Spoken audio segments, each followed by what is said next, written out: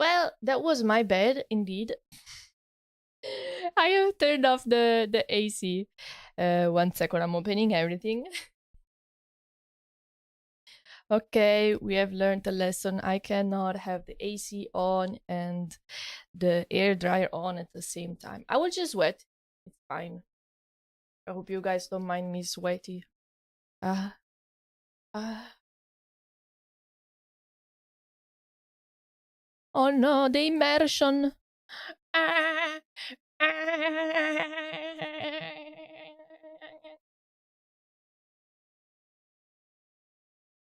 Eh, ah, oh.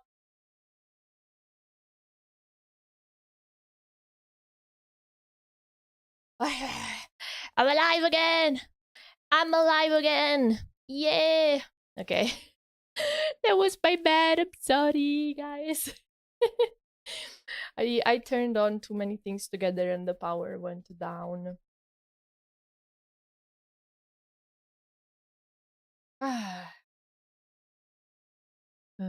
Okay, I need to open again the music and the plugins. The chat. Mommy, I'm just quickly opening everything again.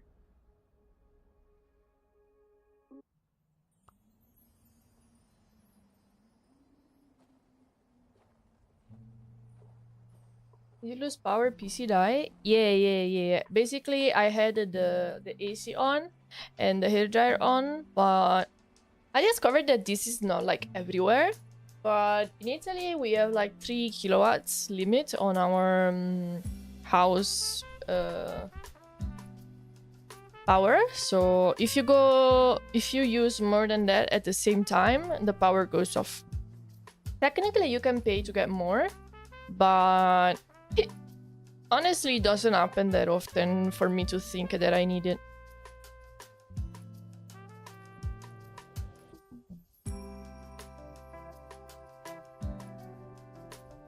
I did buy a UPS, but it's only connected to my internet right now because it did not manage to attach to my PC. Like, my PC was too powerful for the UPS, and the UPS that can handle my PC power supply, it costs like fucking 1,000. I don't remember exactly how much it cost, but I remember it costing a lot. They're like 200, 300. No, for the one that I have, it was 200 euros, but the power supply of my PC is too strong and it didn't manage to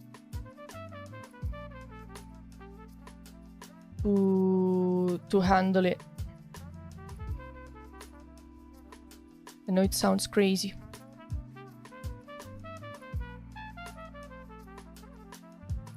Technically, in order for the UPS to make sense, is so that I have it attached to my PC, and also I need a monitor to be attached to it so that when the power goes off, I'm able to turn the PC myself, right? That's how it's supposed to work. I don't know. Remember to hydrate, everyone. It's so hot. You need it for the PC monitor and internet monitor. Yeah, that's what I got it for. When I attached my PC, a monitor, and the internet stuff to it, it didn't handle, and it just didn't work.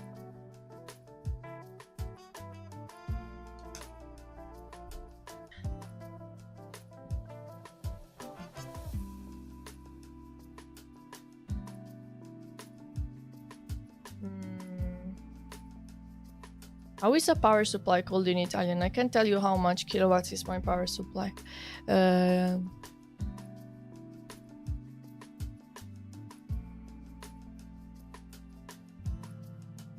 Oh, I can just write PSU. PSU. PSU. Like you have seen from the title, did I not buy the PSU from... I think something's wrong, or you got one and not properly rated. You do not need a 1K one. You might be able to get away with another one that's just for the PC, and use the one you already have for the monitor, router, etc. Trust me, I've looked into it. I'm not dumb. Trust me. I should be working, but what if instead I do a thing really quick for Booba Day? I mean, you could.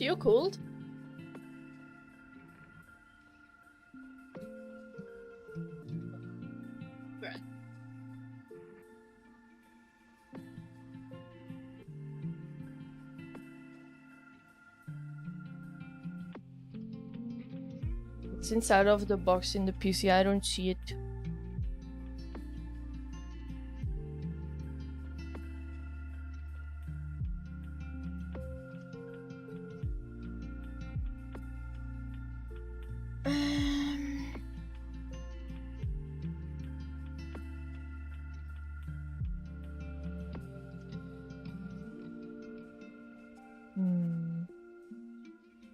Yeah, I've already looked into it, and the ones that were strong enough for my PC costed a lot. So far I didn't get it. Also because my power like never goes down unless I do something stupid like today and turn on too many things together.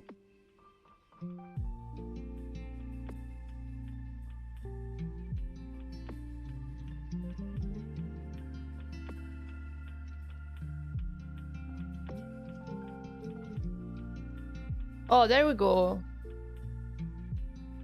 Okay, it's called like this.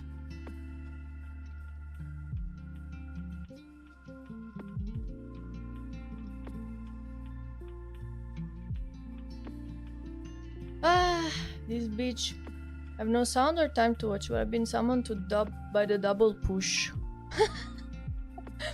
Maybe it's a tactic. Every day I want to stream, I just like stop and start the stream 2 times. Therefore, people get double the notification. And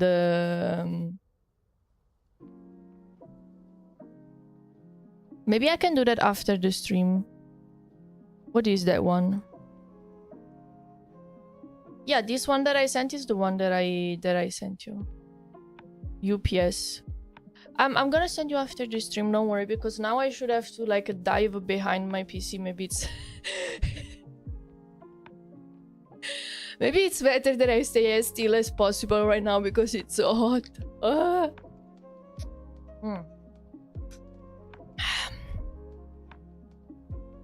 No, I have no idea. I just ordered the... Usually whenever I order stuff, I just like Google around and watch reviews and stuff and then I buy. But I'm not like very... I just don't remember. Oh my god, it's I am so sick of this summer. I want it to be winter already. I am sleeping like shit. How are you guys doing? I didn't finish saying hi to everyone. I'm sorry, I crashed. The stream started a little bit funky, but we'll do. Mlem the cutie Yosh. What do you... What?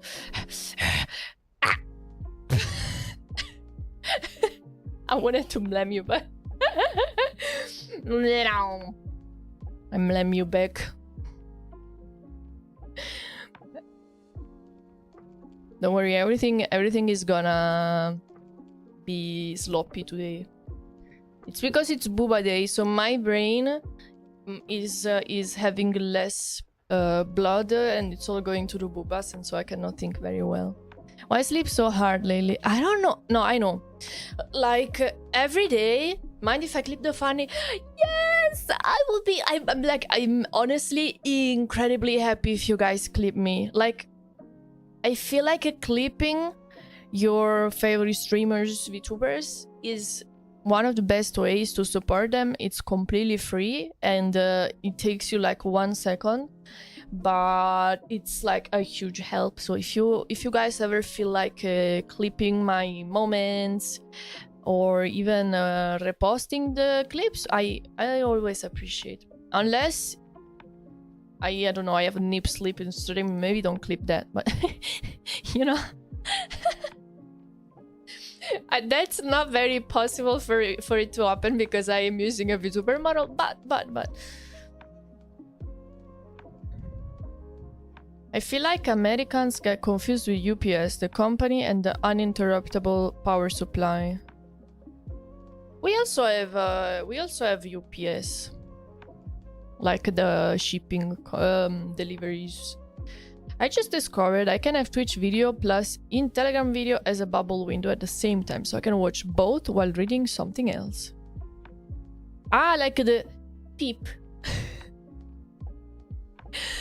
I don't understand why sometimes I'm able to turn on the peep on my phone and sometimes I'm not. Like with Twitch, it's so useful. Bro, we are cooked. We are using a fucking tiny screen and what is this, like maybe 10 centimeter by 4 centimeter fucking tiny phone, and we are still finding a way to have 5 videos playing on it while reading while chatting with the 3 people at the same time. We're cooked. That's what it means. It's a picture in picture. Peep. It's Boba Day. Yeah. It's like the only thing that I managed to say before my power went out was, "Is it Booba Day today?" And and that's all. That's what happened before. No one told me I could be putting my VBooba all over Twitter today. Technically, you can still do that because, like, right now for European, are you in Europe? For Europeans, it's already afternoon, but like for Americans, it's morning. So you have quite a bit of hours before the 8th of August ends throughout the whole globe. That's a lot of time. Yeah. Thank you. I will check the DMs after stream. Thank you. Thank you very much. Do you guys remember yesterday I was showing you how I was building boxes to reorganize my house? And thank you for the bits! Chonky 32 bounds. Chonky 32 bounds. Thank you so much for the bits! Have a good work, so firearms. Thank you, thank you. I made a mistake. Do you guys watch Art Attack as kids?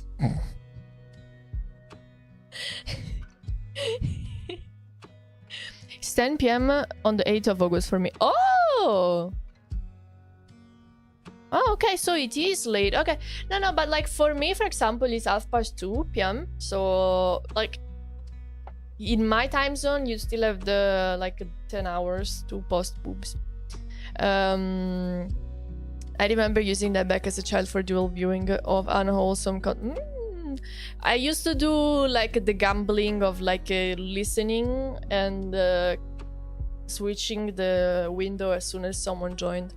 And basically I was building the boxes and I thought in my brain, okay, I'm making this box as a container for my stuff, but it's only made of cardboard, so I want to make it stronger. How I thought of making it stronger, I thought, yo, what if I did it like they did it in Art Attack, that they put like the glue and the paper all stuck on top of the on the surface, and so it becomes harder. So yesterday, I basically spent the whole morning with my hands in glue trying to make this box. The box initially, after just basically I Frankensteined some boxes all together to get a box that is exactly the size that I need. After taping and hot gluing all of the pieces together, it came out pretty okay. After I did the glue and paper Art Attack kind of thing, you know, the box started bending and everything. Now it's a bit crooked. It dried and it is a bit harder, but I don't think I will do this with the other boxes that I will make, because it made it like a belly. You know, instead of being a straight box with a 90 degrees angles, it's like a box, but like it has a big belly on the sides. I will still use it like that, but maybe I shouldn't have wasted all of that glue and the paper just for it to turn out like shit. I will send you pictures when I finish. I just need to go buy tomorrow maybe some white, you know, because I have this wrapping paper, but I realized that the wrapping paper is kind of see-through, and because the box does have some prints, it's random prints that I got. It's random boxes that I got from the grocery shop, so they do have prints of the products that was in the boxes. So I want to really quick the some white on the outside, so that when I put the wrapping paper on top, it's not gonna show random text through it. You need it built flat first, and put a weight on it so that it will stay flat.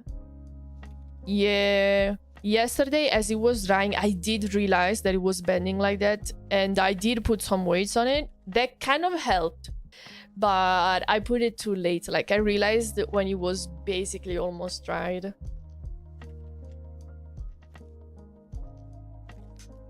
This one is also a pretty big box. I will put in it my board games. And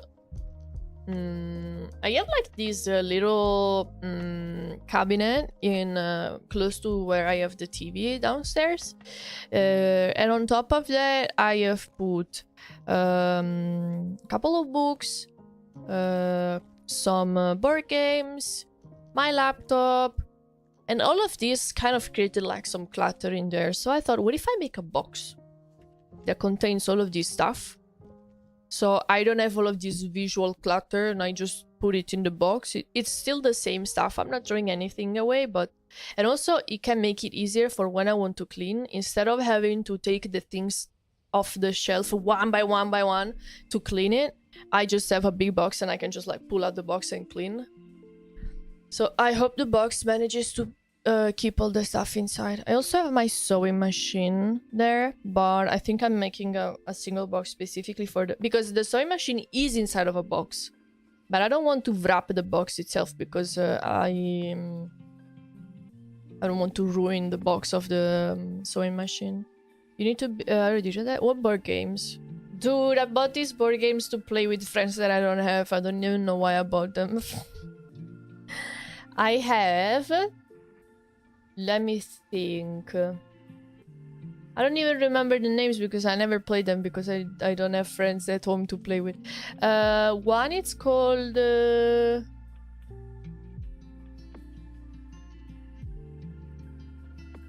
I don't remember. I don't remember. Wait, maybe I sent a picture to some friends that I went to the artist friends that I went to the house and I almost broke my car. I sent them a picture back then when I was about to go because I wanted to ask them if if they wanted me to bring any. And also next weekend I will go to another artist friend as well. She came, visited me some time ago. Let's see. Oh, it's on Discord. It's Cord.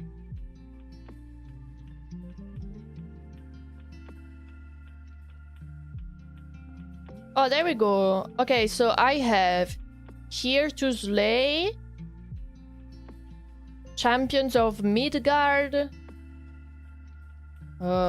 Munchkin, and one that's called Splendor. I don't know if the English names are the same.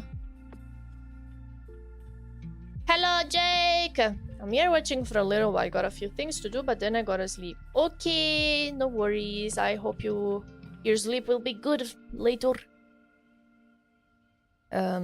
She's got us mods in their basement, but we're not allowed in the board games rooms upstairs in the mansion. Do you guys wanna come live with me? We could play games together.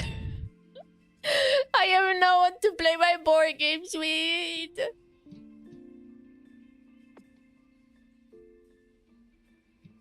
This is hella like a parasocial to say, but it will be fun. Like imagine we all moved together.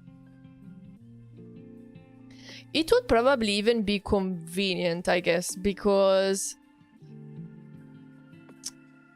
if you pay rent as a single person, or if you pay rent for a bigger house, but it's a split in, I don't know, 5 people, you probably pay so much less each person. Board game. Yes. I like them. It's not so common to play them anymore. Well, I don't know what the normal people do anymore so much. I guess one of the bad things about playing board games is that, like, the minimum people you need is 3, because if it's 2 people, it's kind of boring. So minimum is 3, but the more the better. Emo. I would, but I'm not the one visiting Italy this month. Who is visiting Italy this month?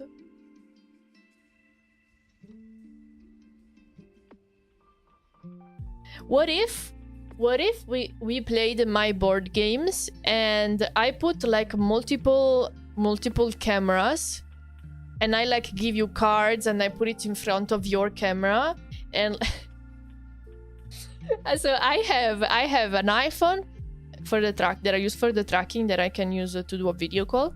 Then my phone, I can do the video call, and I could set up my laptop to do a video call, and also the iPad to do a video call. So 4 of you can play with me, and you do a video call with your cards, and you play with me.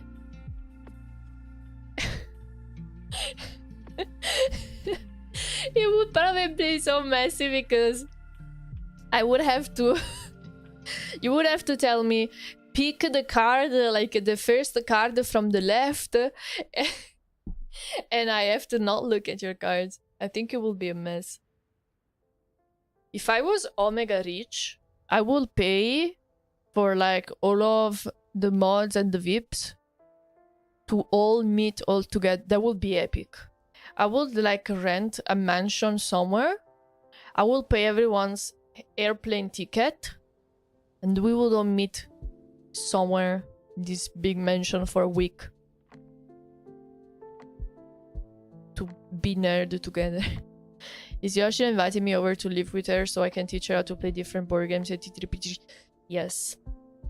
The funny thing about teaching me board games is that I will forget. Like, every time I learn, that I get good at it while we play during that afternoon. Then sometimes goes by, and the next time that we play, I have forgotten all of everything, all of the rules, how to play everything. It's almost like I need to learn it every time. I hate that all the fun ideas to hang out cost money, and I get like $40 a month. Like even if you had like a normal wage in America, flying from America to Europe is so expensive. Oh my god. Oh my god.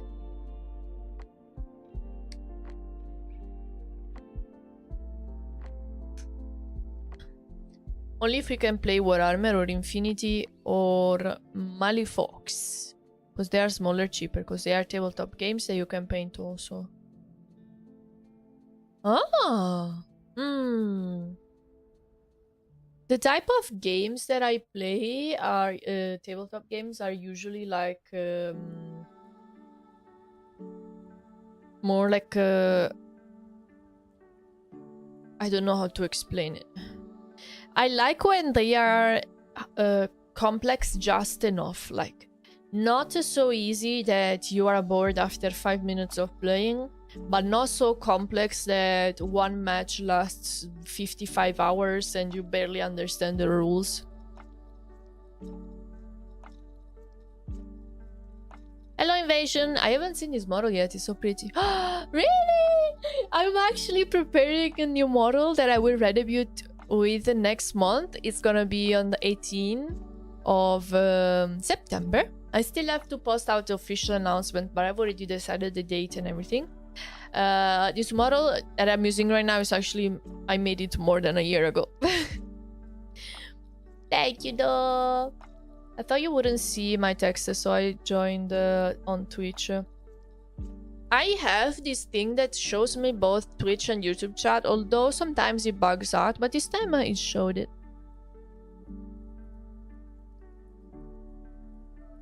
Well, right now, is kind of better on Twitch if you come on Twitch, because also like all of the redeems, all of the channel points to get also like free art and stuff, it's all on Twitch. I don't do that on YouTube as well because it's more complicated on YouTube. I really wish that YouTube improved their streaming tools.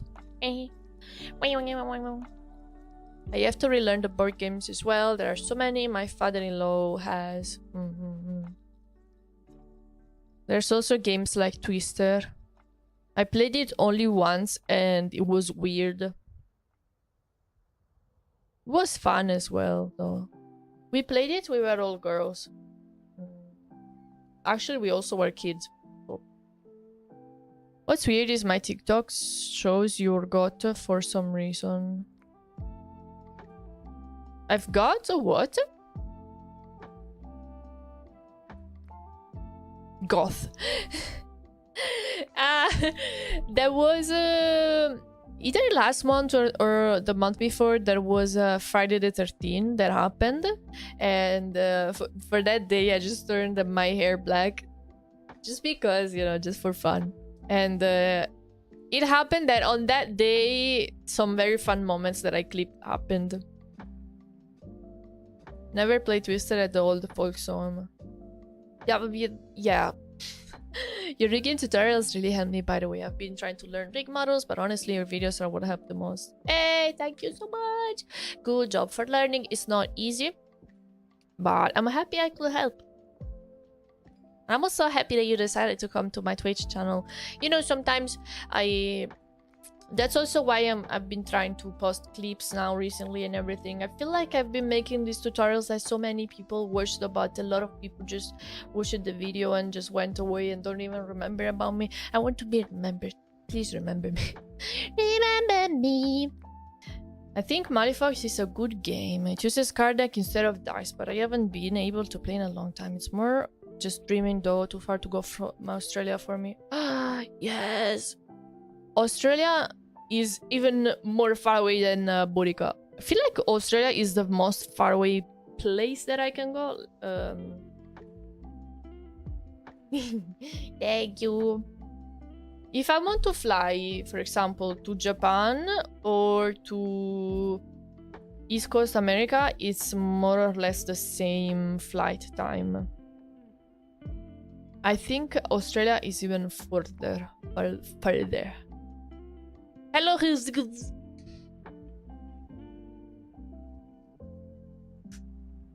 I wanted to do something today. You know how recently I've been working a lot, and I have done some streams where basically I wouldn't chat, I would just work. I thought, what if I did a chatting only stream today? Can I talk for 4 hours? I guess we only have to find out. Games like Exploding Kittens is great though too. I have been a little bit judgmental against Exploding Kittens because when I read the rules, I thought, okay, this is kind of stupid, so it's probably gonna be boring. Maybe I shouldn't have judged the game like that. Maybe it's just like me being judgmental for no reason, you know? I feel like it's the type of games that like board games that it's fun if you play it a little bit drunk. Like if you play it not drunk, it's kind of like okay but not super fun, but if you get a little bit drunk, then very fun. I don't want to do that to be able to enjoy a game though. I have this problem with like drinks and stuff. A lot of them are carbonated. My stomach hates carbonated stuff so much. If I drink it, I will bloat like a bubble. I will look pregnant and I will fart and burp for hours after. It's crazy. I don't know how people can drink a carbonated stuff. I don't have space at the moment. When I find a new place and it has a spare room, you will be more than welcome to visit. Hey! Well, I don't have a spare room, but you can sleep with Mac if you wanna come visit. Also, I wanted to ask you, is your name inspired by Adventure Time? I used to love the show as a kid. I still love it. It's still in my heart, you know. I have cherry wine with drinking for Booba Day. I also have a, you know what I've been buying recently? Those little pre-made drinks thingies that are very low alcohol, like 5%, but they taste good because it's basically soda slightly alcoholic. To be able to drink carbonated stuff better, I basically pour it. Also with like beer. You know how beer you're supposed to pour it tilted in a specific angle to be able to get the right ratio between the beer and the foam? I do the opposite. Because I hate the bubbles, they make me bloat like a bitch. I pour the beer very little at the time, like a so that all of the bubbles go out. I do this with beers or with the sodas, and that helps a little bit.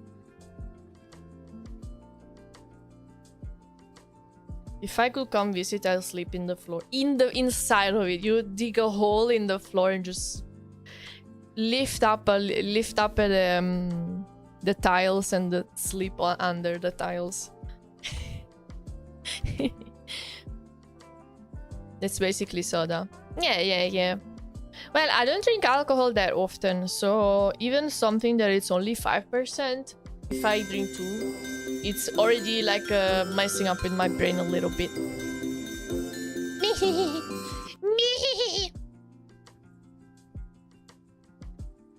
Yeah, she's already bubbly, so extra bubbles hurt her. Yes. The bubbles will make the boobas bigger, but because it's impossible to get bigger than what they are,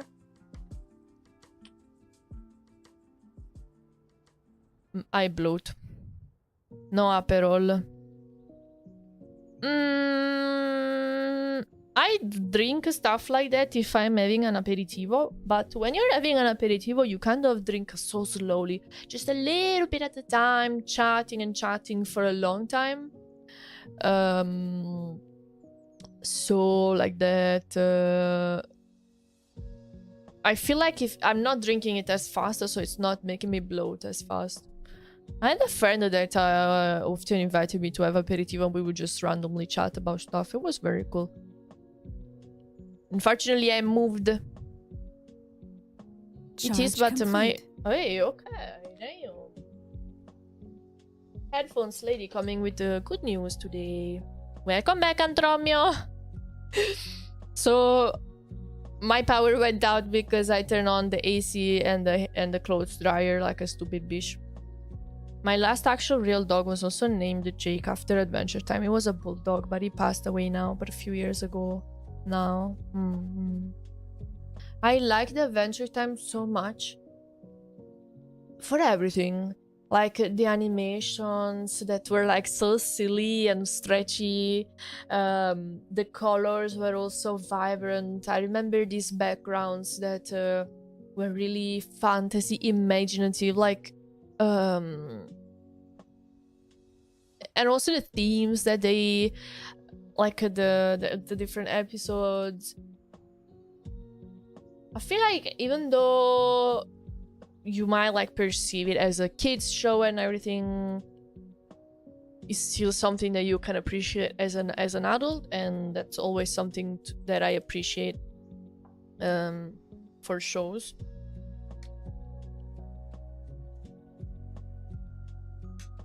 Also, I remember I used to watch this fan-made comic about gay sex. About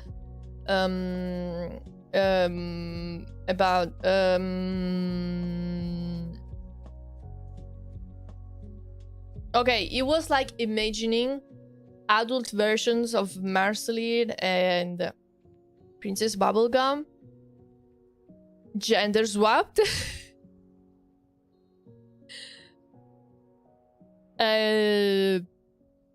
Yes. Anyways, I never got a chance to watch this show, but the more I hear about it, the more I wish I had watched it. Really? But because you weren't allowed to watch it? I feel like if I did a rewatch, I would want to watch it in Italian. In these shows, there are always a bunch of things that I don't understand in English.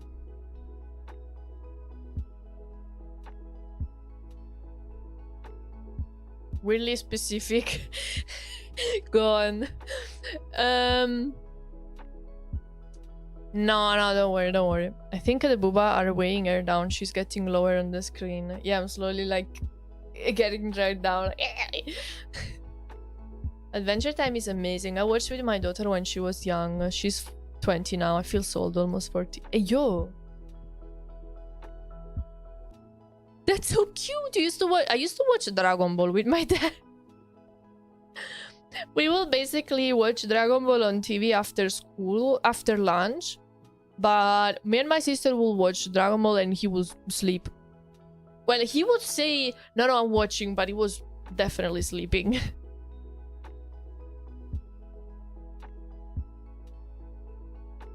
I guess despite all of the difficulties, it was cool enough to grow up with parents that were from the 80s.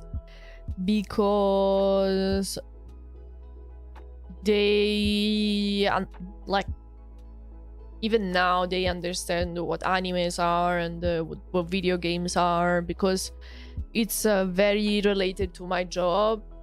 It wasn't as hard as explaining to them as it would have been if I had older parents. Like, I remember when I was in high school, some of my classmates' parents were basically the same age as my grandparents. Dragon Ball GT OP Italian is the best opening in the history of human. I don't know if we are biased, but I agree. Maybe it's because we're Italian, so we're biased. I like to rewatch Adventure Time from the start. I never watched all the episodes in order. Same! I watched so much on TV that just like randomly. I don't even know how many episodes there are. Those shows that they sent in TV felt like it could be either 5 episodes or 500.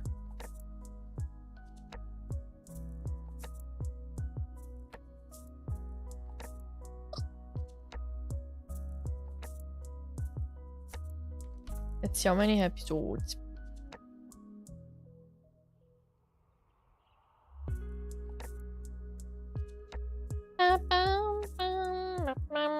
I promise you we're gonna talk about animes just in a little bit.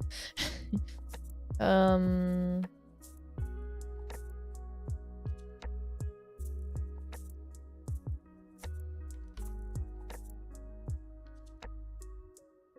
it say how many episodes in total? 283. Oh my god.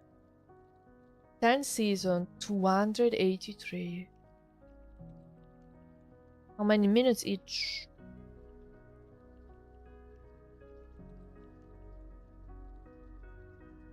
Wait, so it ended? There's an end. Oh, 11 minutes. Okay. So if we are thinking about it anime-wise, it will be like half of the episodes compared to anime episodes. So it's like 140 anime episodes. Still a lot, but you know.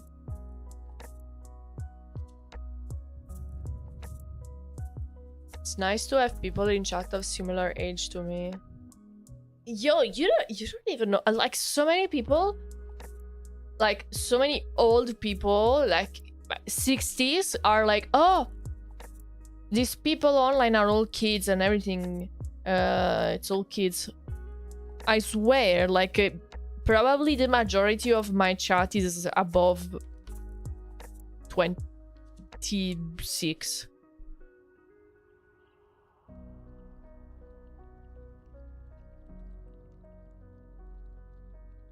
When are you bringing a horror game like FNAF?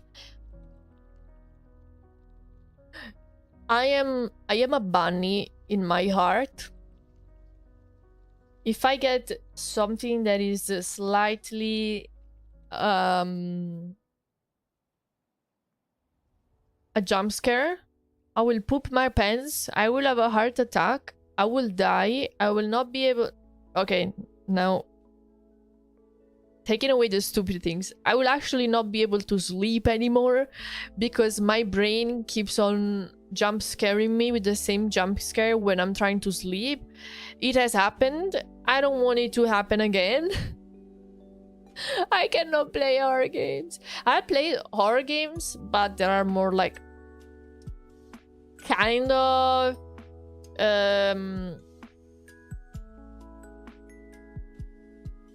unsettling, but not like horror. For example, I've played Little Nightmares.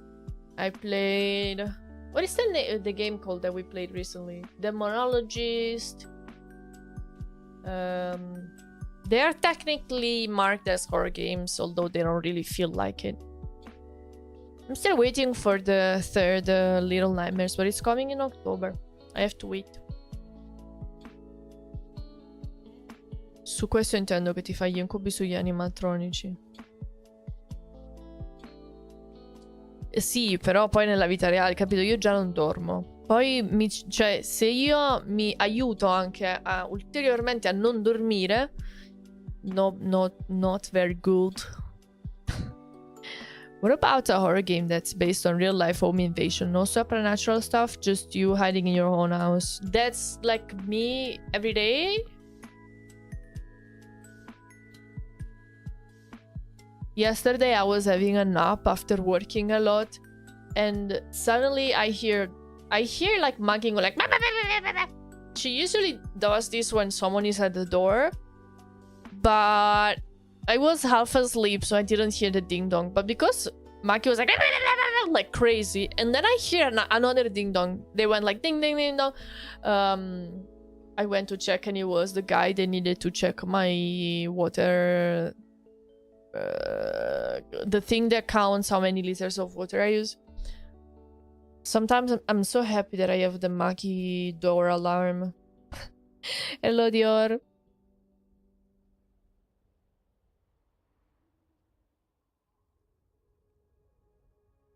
I still don't understand why they have to come and check the water meter so often. This guy comes here like every 3 months. It's very annoying.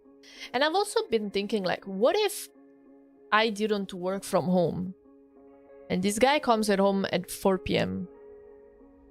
Who's gonna be there to open the door? If I work at, I don't know, job office. Como stai? I'm very good.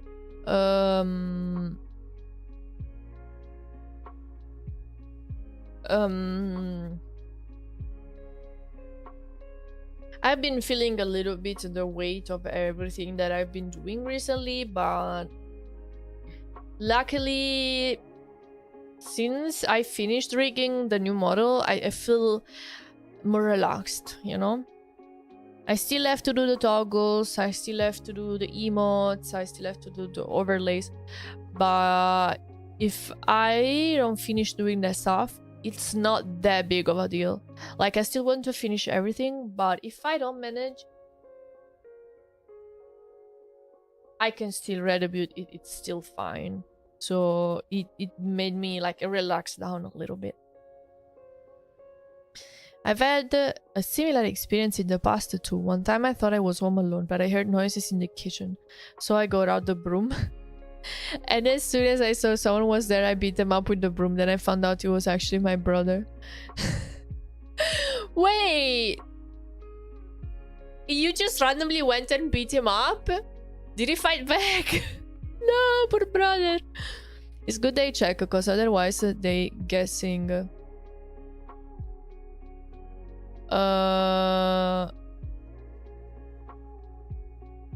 Hold on, like technically it's like an electrical one, so it should be sending the data from here to them. Maybe there is some way that I could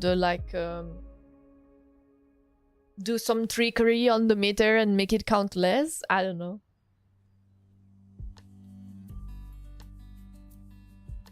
Because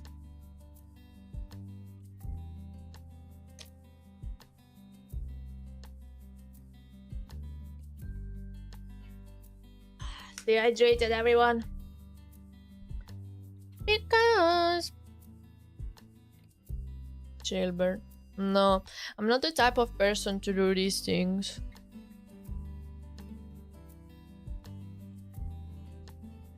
Honestly,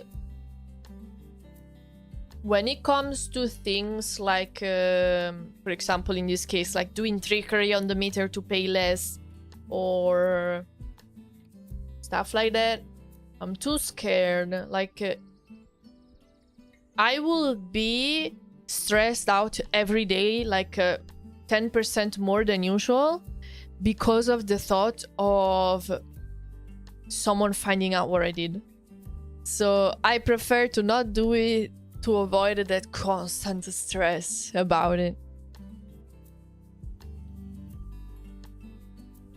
And I know it sounds bad because technically I should be like, oh yeah, I wouldn't do that because it's a bad thing to do. Instead, I wouldn't do that because I would be stressed about someone finding out. Hello, Carola! Yoshina can have one of her fans do it. No one can arrest a tiny mouse. I wouldn't even know how that would work. You always make noises like cats. Can I ask what you'd look like if you dazzled like a dog? Just out of curiosity. I don't know what a dazzle means. 1 second, I need to Google it. Does YouTube chat even make sense?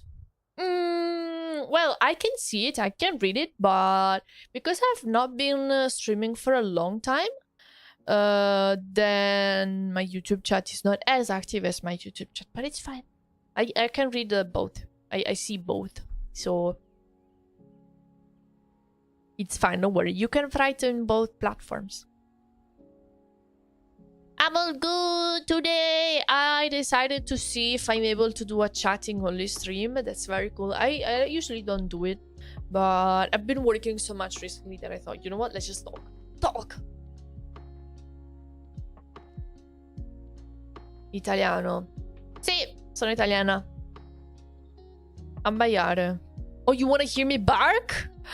For free?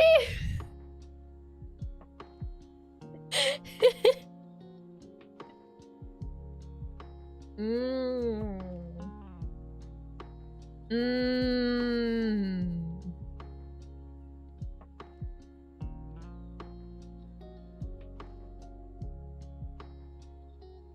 don't think it's as easy, but I think in Australia electricity meters could be slowed down or reversed with magnets, but I think they check if there's abnormal changes. Yeah, they probably do the best that they can to make sure that you don't do that. Well, they also come and check all of the meters that I have. The water one, the electricity one, the gas one, they check all of them. Luckily, electricity and gas are accessible from outside. Only the water one is inside, so I have to open the door. And every time I have to open the door, I'll be like, yes, please come in, while I'm hugging Maki that is like moving like a snake because she wants to go lick the operator. And I'm holding this beast that goes like, ah! And I'm like, yes, please come in.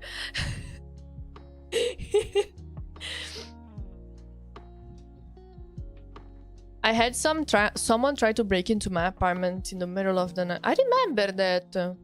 I heard the fiddling with the lock, so I went to check through the spy hole, and outside was a dude with a lock-picking kit, a backpack, and black clothes. Without thinking, I just opened the door and loudly asked him what the fuck he thought he was doing. Luckily, I looked scary when I went to. And me speaking loudly scared him, and he actually apologized and ran off. It makes sense. I guess, like, if it's someone that looks like...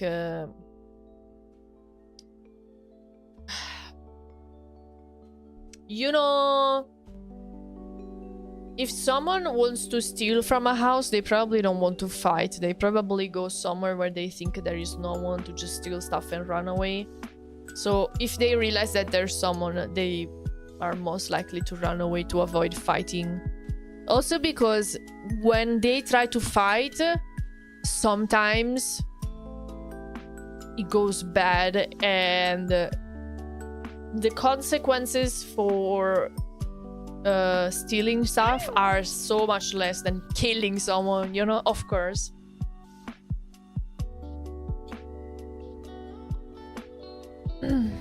I shouldn't have done that, but I did. When I closed the door, I was shaking from adrenaline. Did you manage to see at first that it was like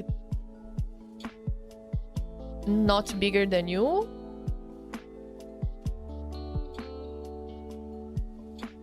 More chats help the algorithm, I think. Oh yes, chat messages for sure.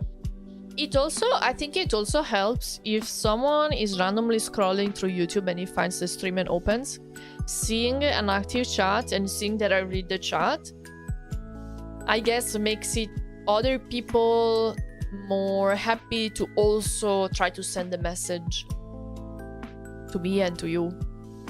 I've been to Italy for my 25th birthday. It was amazing. Hey, I'm happy. Where did you go? You remember what cities you visited? Reminders for Twitch reminds me, Yoshi, I joined the Discord via link, but I think I got removed. Is it just for membership? I didn't check before I tried to join. How long ago did you join? Because some time ago I was hacked, and the people that joined during the hacking I removed just in case. Otherwise, if you join and you don't pick any roles, you get kicked, I think, after 24 hours. I put this as an extra measure to avoid bots joining. So if you join, remember to go to the rules channel, accept the rules, and that will grant you the access to all of the server, and you will not be kicked out. It's all measures against bots that unfortunately we have to put in, because otherwise a lot of scammer bots join and start messaging everyone. They still do, even with the measures. So imagine what would happen if there were no security measures like that. What do you think about some YouTubers who pretend to be someone else just to get attention? Like doing impressions or like copying other people? I'll be chatty. Let's test if the algorithm will push. Thank you, guys. Thank you for the follow, Beta Galaxy. I was recommended that because I'm in the European time zone to post my clips a little bit later at around 8 p.m. instead of 6. I will try to do this test for about, I don't know, a month-ish and see if it helps. I prefer YouTube to Twitch. I follow Yoshi on Twitch too. That's interesting. What do you feel that makes YouTube better? I don't often watch streams on YouTube simply because I've been streaming on Twitch for so long that all of the friends and mutuals and people that I know stream on Twitch. So I never just open YouTube to see what's going on there. Maybe I should. You don't want to break into houses where I'm at. Castle Law and these little towns are strict. They have... In little towns, remote places, I don't think it's good to break into house because like you will get shot. I guess. I don't know. Maybe it's not good to try and test it. It's just basic instinct. Even bears react that way. It's not worth the risk. If someone was trying to open my door, what would I do? What is the best thing to do, actually? I never found myself in a situation, luckily, but I don't even know what I should do if that happens. Maybe pile up some stuff in front of the door and call the police as soon as possible. I have the sofa close to the door, so I could technically like flip the sofa in front of the door. Maybe. I don't know.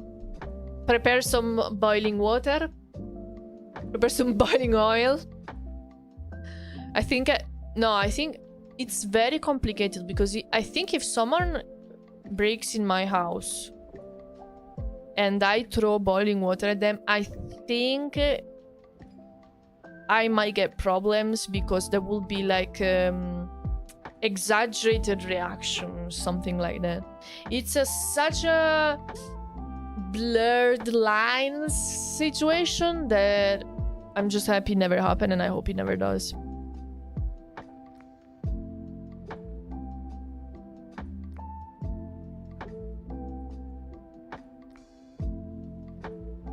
YouTube is just more chill. I'm usually a lurker anyways. Oh yeah, I also like mostly lurk when I watch streams. It's because when I watch stream, it's because I'm lurking and I'm working at the same time. We'll be back in chat soon. Still here listening, but gotta finish some things. Getting late here. No worries, no worries. Roma is so beautiful. I met some girls from Lecce. They showed me all around. Wow. You found random girls and they started showing you around. That's so awesome. I'm happy you found a nice people. Tried only recently. I don't think I checked the rules. Joined and then went to check maybe a day later, so it makes sense. I'll try again this weekend. Ah, yeah. If you don't have a role 24 hours after you join, you get kicked because that's bot behavior usually.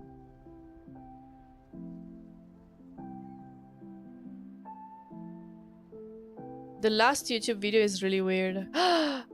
Wait, did I do something wrong? Why is it weird?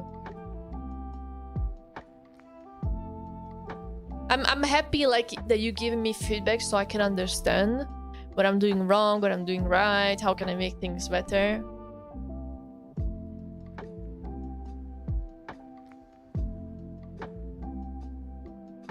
I wish I got to see Florence and Sicily. You know, I still have to visit Sicily.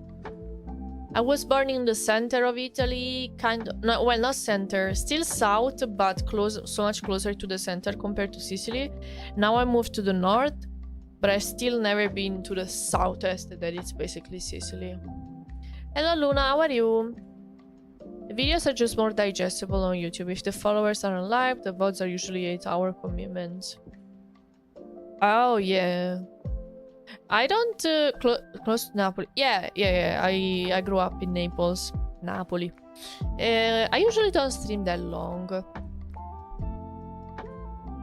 One thing I really hope is that the new channel will have lots of views because the clips are amazing. Okay, I need to update you about that. I'm very sorry about the confusion. I got a bit worried and scared about people giving me so many different opinions and everything, that I immediately made that channel. But the other day, I talked to a friend that is the manager for big enough VTubers, so like someone that I know I can trust because I have seen the results. And he told me like, listen, the general trend of your YouTube channel is improving. So why would you make another channel that you would have to grow from zero when you already have one that is improving? Like, why are you trying to fix something that is not broken? And I was like, but other people recommended me because my channel has so many followers that like Live3, and so my out of context type of clips now are not me. And he was like, no, because, but it makes sense. The shorts generally when they get posted and when they get pushed, they don't get recommended a lot to your own followers. Think about it. When you scroll to YouTube shorts, you don't see shorts only from the people that you follow. You also see a bunch of random people that you've never seen before. So I guess it's not that big of a problem that I am trying to change my type of videos. It's just gonna take a little bit of time to pick.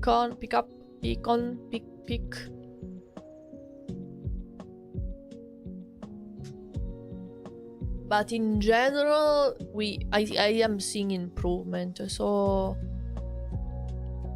in short, what I meant is that I think I'm gonna follow this person advice, and I will just keep posting clips and everything on my main channel. I feel so stupid because I made the clips channel and I started advertising it, like sharing it everywhere, but now I'm just not gonna use it. Yeah, I expressed to this person the thought that I like posting these clips because I think they're fun. You know what, Katso? They're fun. I like them. Some people told me like, yeah, it's the content. If your content is bad, people don't watch it. Blah, blah, blah, blah, blah. But they're fun. If they make me laugh, what's the problem? If they make me laugh, then probably they make some other people laugh as well, no? Che cazzo. Are you on vegan? I am.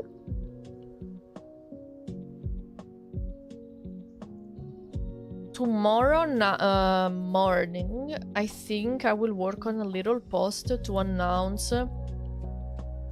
the opening of a couple of commission slots. I will probably work in January. And I don't know if to open them only on Twitter and on my private site or on my card, or if to open on Vegan as well. Maybe I will open Vegan as well.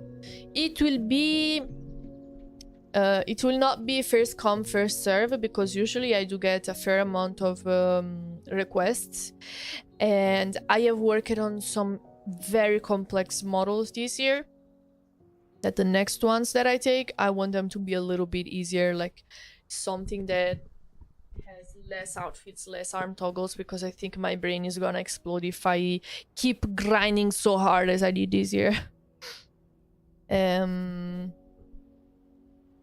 But yeah, everyone is still free to apply.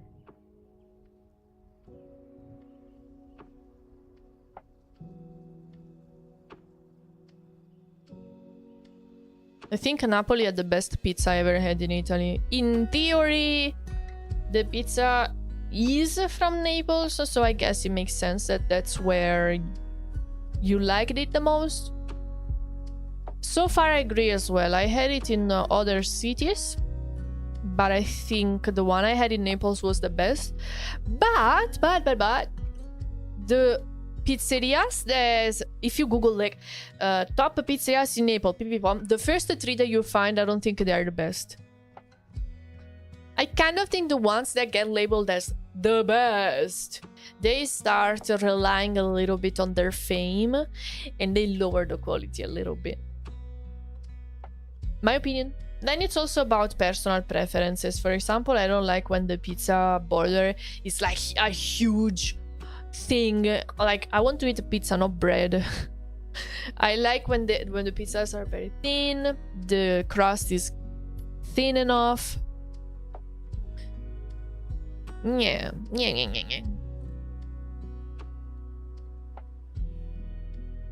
There is a pizzeria that makes like the best pizza ever, but I've not been there in 2 years, so I don't know if they still kept the same quality.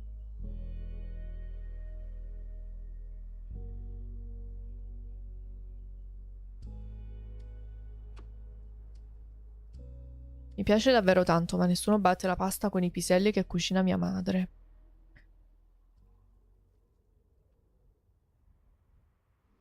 Pasta e piselli. Buona. A me non piacciono tanto i piselli, se ti devo dire. Sarà che tipo da piccola non li digerivo? Cioè mi facevano stare male i legumi? Per cui adesso non è più così, però comunque non mi piacciono proprio tantissimo. Li mangio lo stesso perché non sono una bimba del cazzo, mangio tutto. Però se li metto con la pasta, il mio cervello dice ok, va bene, ci può stare. I'm sweating. Sono gusti, ma ci sta. Sì. Però sai questa percezione? Cioè, io quando dico qualcosa non mi piace, non lo preferisco e basta. Però lo mangio lo stesso. Invece so che molte persone lo interpretano come, cioè, se non mi piace, allora non lo mangio. Cioè, proprio no. Do they have pineapple? I'm afraid not. You know, like a lot of pizzerias that I've been to, no, a lot, all of them, they never had the pineapple pizza. But because they didn't have pineapple in general, like it's not an ingredient that you find. So even if you ask them to make it, they couldn't because they don't have pineapple there. It's like going to a pizzeria and ask them if they can make you a burger, and they're probably gonna tell you like, we don't have burger buns.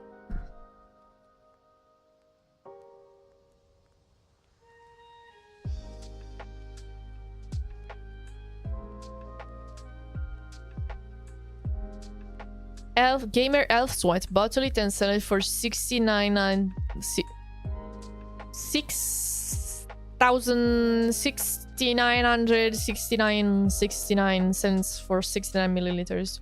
If anyone wants to buy the shirt that I'm wearing right now, that it's very sweaty, I will send it to you for 69 euros plus shipping.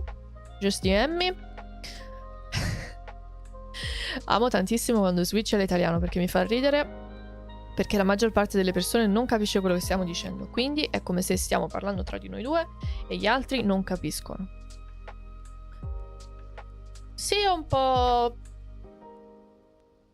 È proprio per questo che non parlo in italiano tanto spesso, perché mi dispiace che gli altri non capiscano. Checks bank account. Honestly, this morning I looked at this shirt and I thought maybe I should throw this away. You know that kind of shirt that when you put it on, if you sweat just a little bit, it stinks like shit? It's supposed to be cotton, but I think I got scammed. Because I know that it's the natural fibers don't do this thing that they stink immediately. Pasta for breakfast, dude. If I didn't care about my health, I would be eating pasta every single meal. And also for breakfast. I love it so much. It's so good. When I eat it, I'm happy. It tastes good. If I'm sad, it makes me happy again. If I'm angry, it calms me down.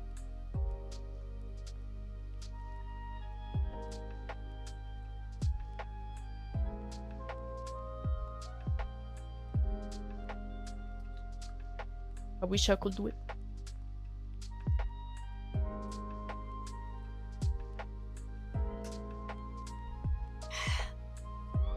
It's very hard to not mess up a pasta. To not mess up? What do you mean? It's pretty easy to cook. Unless you're doing something very specific. I think it's very easy to cook. Cook. Pasta is life. Yes, pasta is my Shrek. Schwank.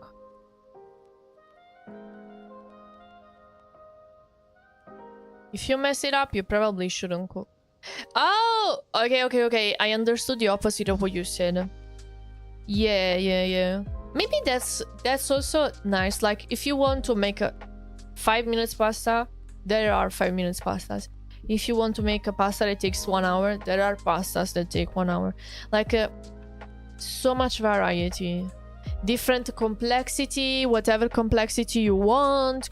Whatever speed or slow, you have it all.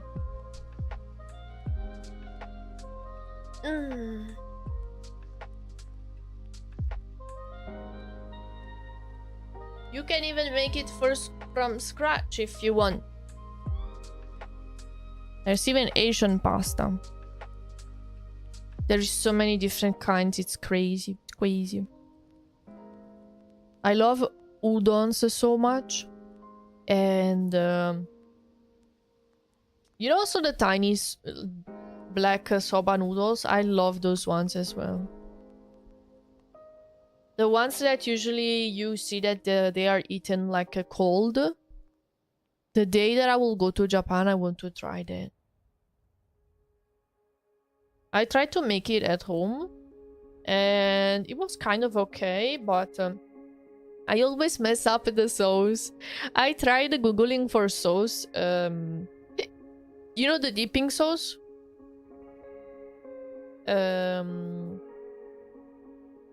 Basically, when you make those Japanese cold noodles, the sauce changes everything. Like, because the cold noodles don't taste like almost anything.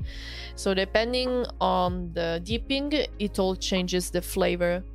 And I had found these two recipes. And I tried to make these two dippings.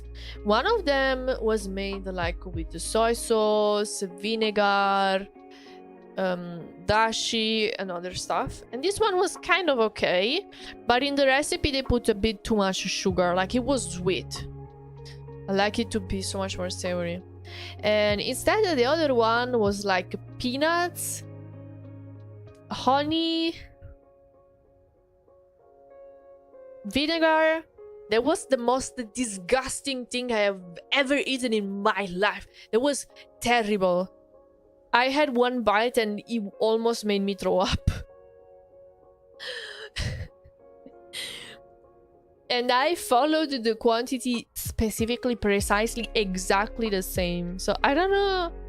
Some people have such a different taste than me. Pasta made from squash is heresy.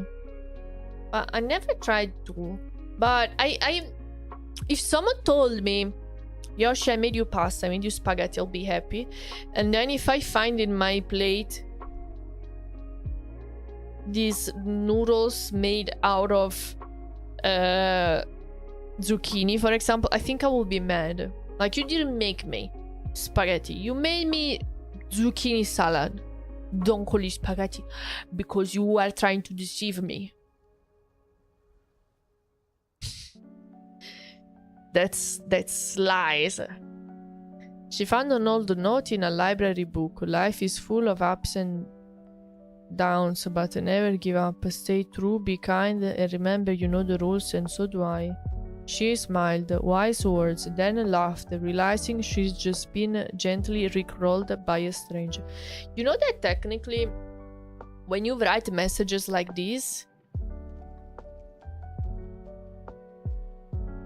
you would have to write it in the following message, because when I'm reading a sentence, multiple sentences, like a message, I quickly scan the whole message with my eyes before reading the whole thing. So I already saw the word rickrolled before starting reading. Do you do that too? It's so annoying when I'm reading books and I started doing that, because I'm trying to focus on the sentence that I'm trying to read, and then my eyes start scanning what's below. And I have to slap myself in the face to stop doing it. Yo, I was reading a book yesterday night. Mamma mia, I've read like 600 pages of these people going on an adventure and everything, almost building a romance between these two people. They just had like one kiss and one of the two died. Like, what? Ah! And you know, after this happened, what the next page is? A flashback of 7 years ago. What do I care? I want to know what happens. I want to know if he survives, if a miracle happens, if he didn't die. I don't care about flashback. It's fine. I'm angry about this. Don't worry. I will have to continue reading the book to understand what happened. I recently learned about forbidden rice, which for over 1,000 years was only for the Emperor of China. Like anyone else caught eating it will be executed. Now everyone can buy it. What's different from the normal rice? Someone that I was talking to told me that the rice, like in Japan, is elite. She said how the rice that we have outside of Japan is different. And that rice that they have, you can eat even white rice with like nothing, and it's still good. So that made me so much curious. It's black all the way through. I want to see it. Hold on, let me see. In my whole life, when I had rice, it has never really tasted like something. It's like a plain thing that I put other stuff on that give it the flavor. So my brain cannot understand how a rice could have a flavor by itself. Let me see. Forbidden China rice. Black rice. Wait. I did try to cook black rice one time. It took like forever. I never tried before. I was cooking it. It was back at home and I didn't have the rice cooker back then. So it was boiling. I also didn't... listen to me. I was a kid. I didn't know how to cook rice properly. So I was boiling it in water because that's how Italian people do when they don't know Japanese people or Korean people or Chinese people or anyone Asian that makes proper rice. I was boiling the rice, this black rice, and I tasted it to see, oh, let's see how the cooking is, if it's almost done. Oh, damn, it's still hard. Okay, leave it there. After 10 minutes, let me taste it again to see if it's good, if it's almost cooked. Still hard. 10 minutes again. I tried to... It was hard and hard and hard for an hour. This fucking rice had to cook for a whole hour to be somewhat al dente. I don't know, it took way too long to cook. I have never eaten this black rice. Never again.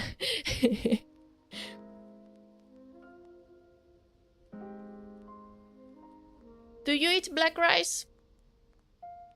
Wild rice is amazingly flavorful. I can eat wild rice on its own. Wild rice. Let me see. It got too hard while looking at Yoshi and couldn't get soft. What? Okay, this I searched for wild rice and it's like a mix of different colored.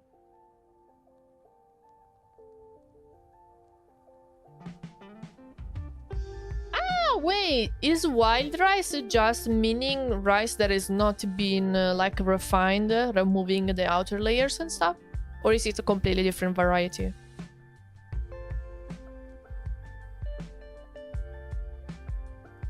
Welcome back. We are talking about black rice.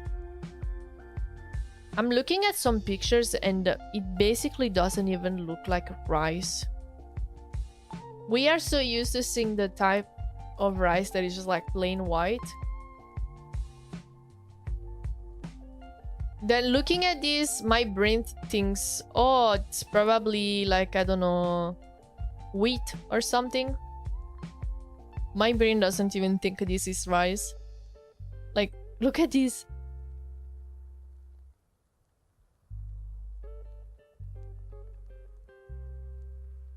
Ah, it's the ancestor of rice.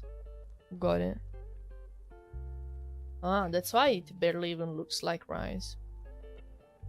I never had the luck to eat it. But wait, if the ancestor of rice tastes better, why do we eat the crappier child of it?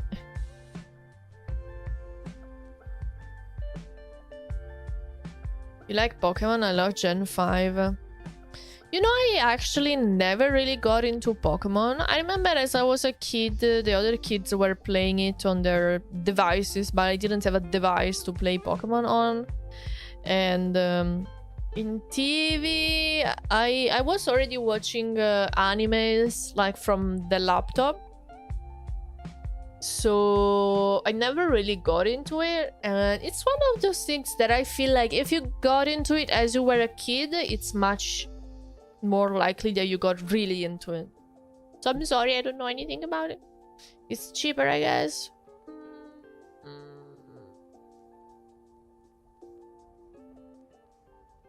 I don't know if it's cheaper. It's way harder to grow and has a lower yield. In domesticating it and getting a high yield, we unfortunately selected out the flavor by raising gluten. Oh, got it. So wild rice has less gluten. So it's better for gluten-free people.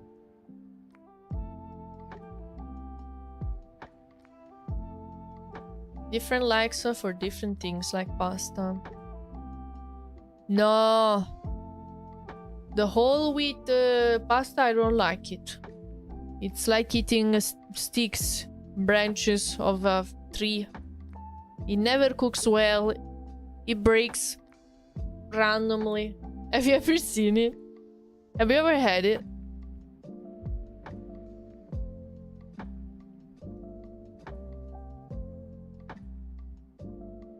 I think it has more fiber. My dad used to eat it when he was on a diet. I hated it so much. Trying buying wild rice and tell us what you think. I need to check if I can find it, but I will not buy it if it's very expensive. The rice that I eat, I buy from the Chinese shop that brings this 10 kilo bag. So I buy rice like once a year. And it's so funny because the Chinese guy, I told him, can you please bring 10 kilo bags? I will buy them. And he brought for me. Before that, his shop didn't have the 10 kilo bags, only 5 kilos. But because I asked him, he brought the 10 kilo bags. That was very wholesome.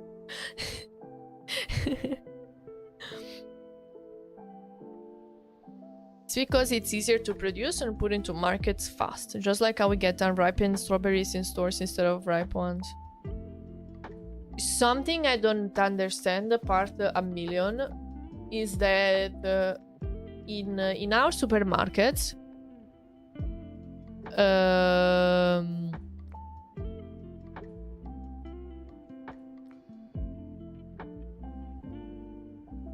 the fruits are not in fridges. So every time they put up strawberries, any type of berry, you know how berries go spoil very quickly?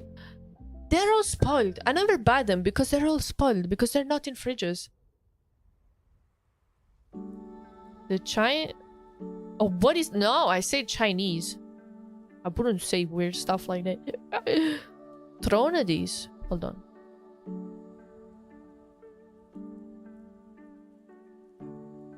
Organic wild rice.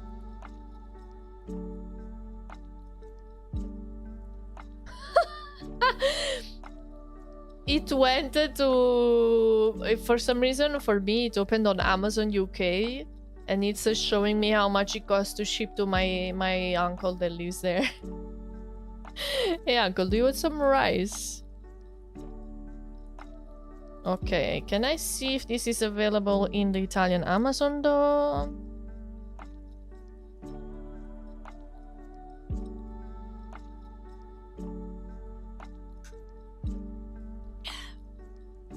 I mean noodle types, not as poopy whole wheat cardboard. Okay, I'm very happy that you agree with me.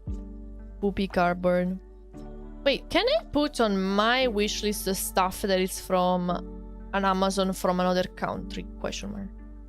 Wait, let me first check if the same product is available in the Italian Amazon. It costs 31 euros!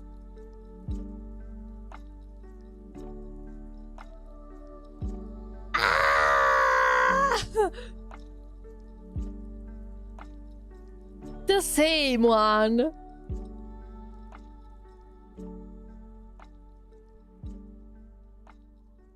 Yes. 1 kilo of this wild rice costs 31 euros. I tell no lies. I'm gonna send you the screenshot. These are the only results that I get when I Google that, when I search that on Amazon. Maybe then it's actually better if I get it on UK Amazon, because like that I will pay extra shipping, but it's never gonna total up to 30. It costs 11 on Amazon Germany. I guess, correct me if I'm wrong, I think in Italy this sort of products like biological, whole wheat, less gluten, they cost a lot. Just because on it says bio and stuff like that.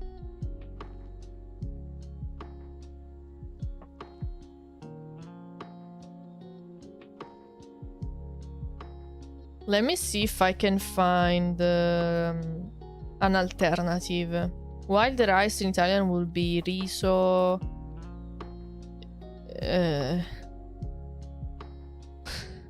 What would it be? Yes! You know what we can do? You ship it to me from... Someone of you that is in Germany ships it to me. And it's gonna be like 11 euros plus... I think it... Wait! We can do that. 11 euros plus maybe 8, and then I resell it here for 30. So I will have a return of 10 euros on 30. That's crazy.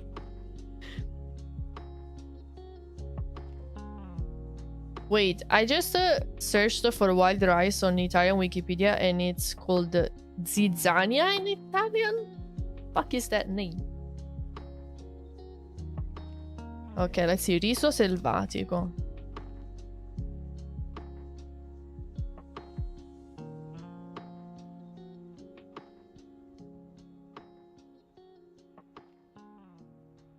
No, it's all very expensive. I think I just have to check in my grocery shop.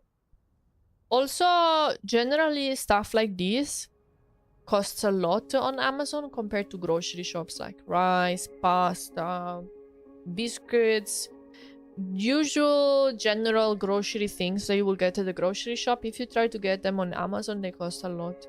I guess it makes sense because you will be having them do a whole shipping for this tiny ass packet of biscuits, for example. You have to remember the cost for postage and possible import fees, so your total profit might be 3 euros. Yeah, of course, I was joking. But why would there be import fees from Germany?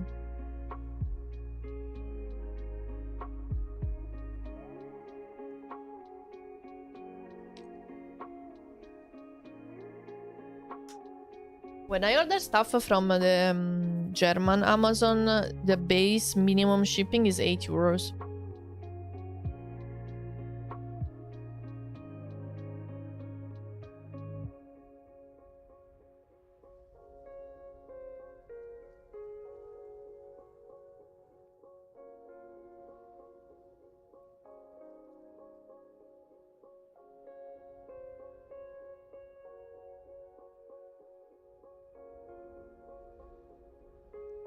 Good morning, Dasa. How are you? I will check in the shop.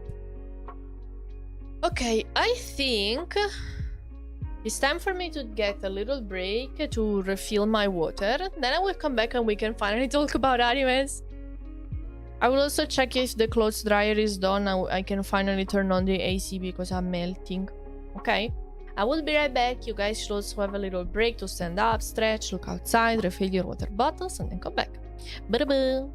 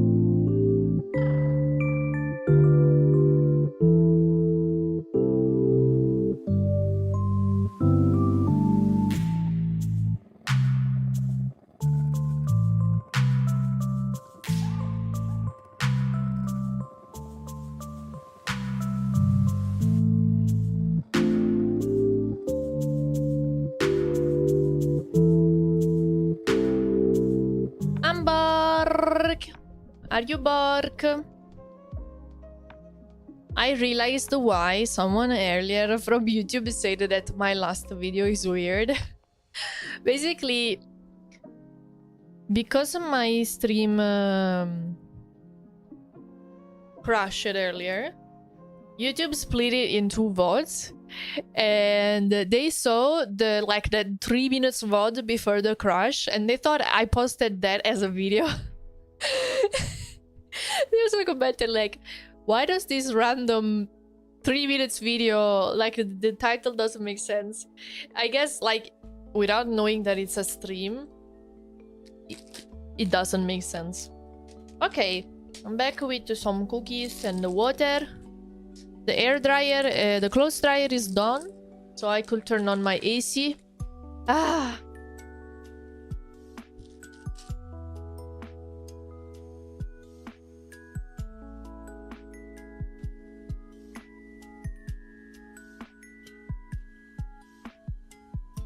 Oh. Let me move to the screen.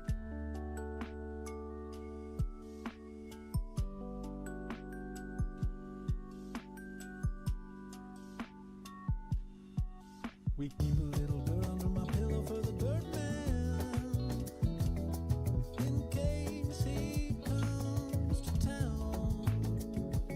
What? Keep a little dirt under my pillow for the dirt man, so he won't take me down.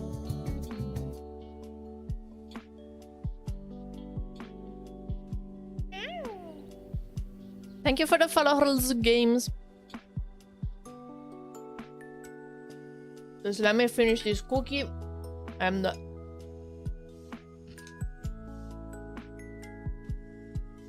we can start talking about anime.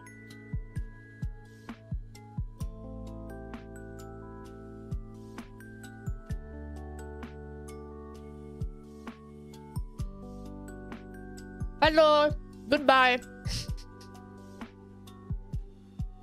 That was quick.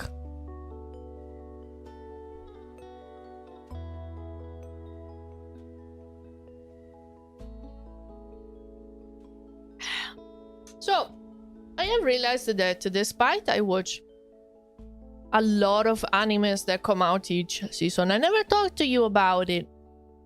Right now, the anime season for summer is about halfway, but I still feel like I want to chat a little bit about what is coming out, what I'm watching, and what I'm finding cool so far. And what made me think about this is a post I saw yesterday from someone that said that they were so surprised of discovering that a lot of VTubers don't watch anime. For some reason, I thought every VTuber and every VTuber fan watched anime because it's all technically started from the anime culture, but it makes sense that not everyone would watch them. I just gave it for granted, like, for no reason.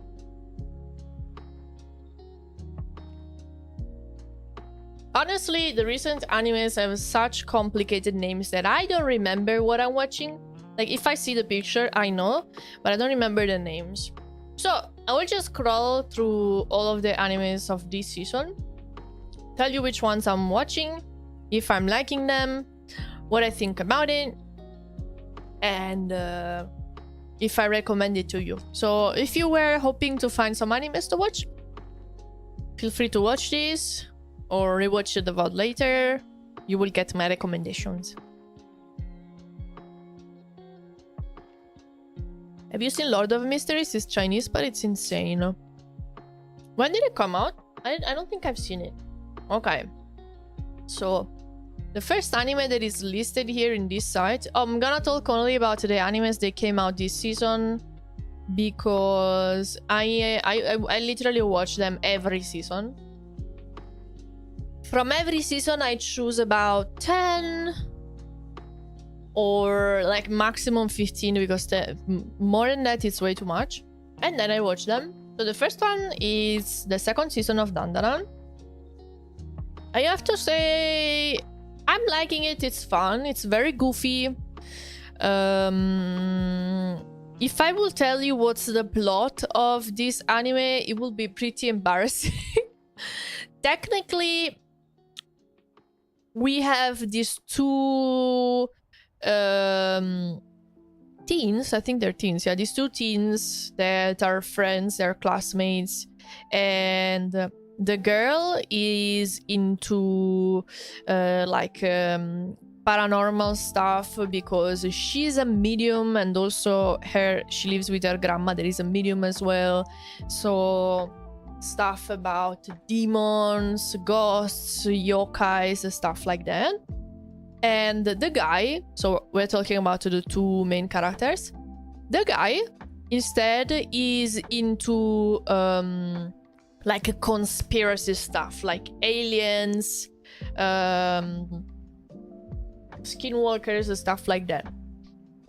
And it's funny because like they both believe in things that in theory don't exist, but they make fun of each other for believing in the thing that each other believes in. Like, for example, the girl, she's called Momo. She believes in ghosts, but she doesn't believe in aliens. And the guy, he believes in aliens but doesn't believe in ghosts. It's something like that. The whole plot basically is... What is the guy's name? I forgot. I struggle so much remembering the names. Maybe this is a good chance for me to remember. What is the name of the guy? Ken? Okay. So the guy gets his balls stolen. And the whole series is about his balls. Yes, they get transformed into golden balls, and so the whole series is about all of the problems and challenges that they get throughout the whole process of finding his balls. I'm not joking. I'm not joking.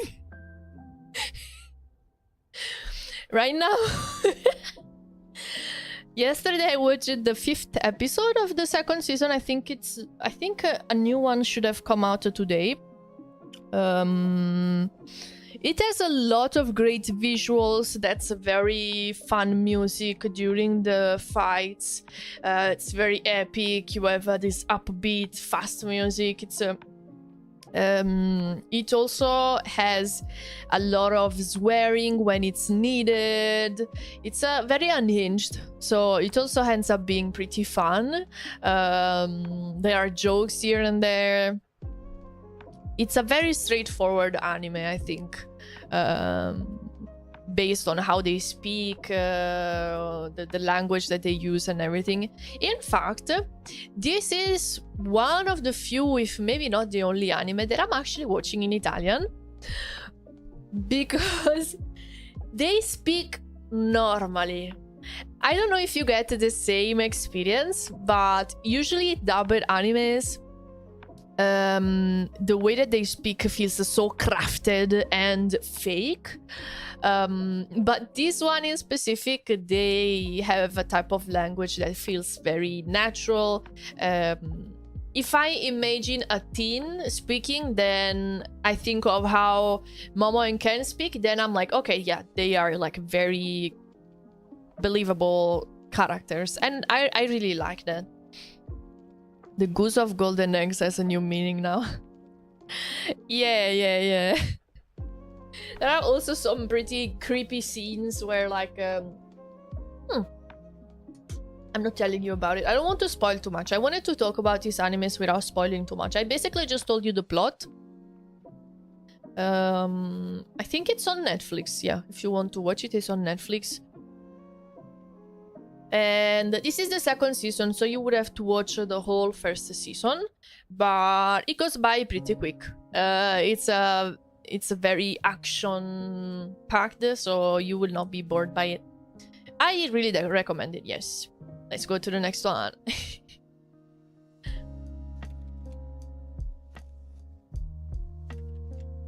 My Dress Up Darling Season 2. Both of the top animes in this list are second season. This anime has been getting a lot of traction for multiple reasons. The general plot is both. Also, this anime has like these two main characters, a guy and a girl, Marin and Gojo. They are classmates, and she is a model and a cosplayer. She's very pretty. She's this gyaru blonde girl, long nails, very bubbly, very friendly, very passionate and kind to other people. Gojo instead, he's a bit more shy. He stays a lot by himself, and he's very passionate about painting these traditional Japanese dolls, and because of that, he knows how to also like sew clothes, because he makes the clothes for the dolls. So because of reasons, he ends up making the cosplays for her and also doing her makeup. So they basically start collaborating for making her makeup, for taking the pictures, going to cons together. Will I recommend it? For sure, yes. I feel like I'm liking the second season more than the first one, because the second one feels a bit more also this one feels a bit more direct. I feel like the first one, the relationship between the two feels more awkward. In the second season, I feel like their reactions to each other and the way that they interact with each other, it feels more genuine. It's very wholesome. There are these scenes where like Gojo says something that makes Marin kind of like blush, but she doesn't say anything about it, and he doesn't realize that he did that. This sort of like very subtle romance going on, and it does have some fan service, like we do see Marin in a swimsuit and stuff like that, but I feel like it's a type of fan service that is very well inserted into the anime. It's not there just because, but they put it there for specific scenes where it makes sense that we see what we see. So I really appreciated that. The second season is pretty much continuation of the first one. More or less the anime is split into small arches where they build the different cosplays. And it's a very chill anime if you want to watch it. 100% would recommend. It's all good in games until you remember they bought 15. Something interesting about these animes is that they say, okay, this character is 15, and then they draw them like they're 20. Have you noticed? Like Gojo and Marin, when I look at them, my brain thinks like they're probably like 20. They are not drawn like 15-year-old. Anyways, it's very wholesome. There's not like anything crazy. Next up. This one, you find it on Crunchyroll, yes. Okay. Kaiju number 8. Second season as well. Did you read the manga or just the anime, Yoshi? Only anime. I've been watching only animes recently. When I read books, I prefer I prefer it to be only text, because if I have text and pictures together, my brain is not able to focus on the text. I will start looking at the picture and I will struggle so hard reading the text that I need there to be only text. Either text or pictures. My brain is fried. Okay, Kaiju number 8.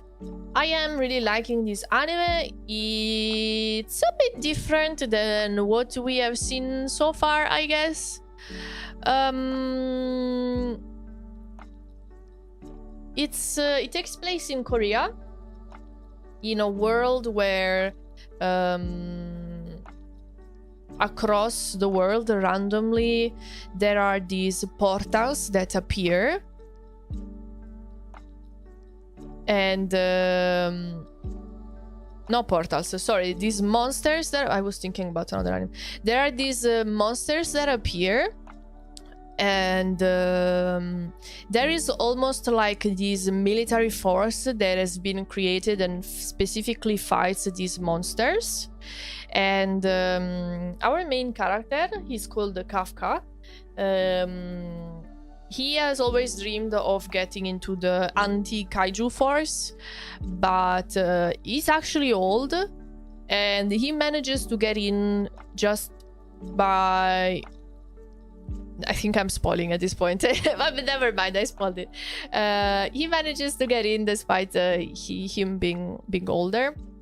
And the problem is that he gets one of the kaijus kind of possess him. Like a kaiju gets inside of his body and inside of his brain. And out of that, he gains also the kaiju powers, but he has to keep his power secret because, of course, other people will try to kill him if they knew that he was a kaiju. And this is everything that it's based off, and this is what I can tell you without spoiling. We have a lot of epic fights. There's a lot of the internal fight of Kafka against the kaiju that has got inside his body. It feels a little bit like watching the first season of Naruto again. Trying to fight and control and even talking to this thing that you have inside of you. A little bit like that.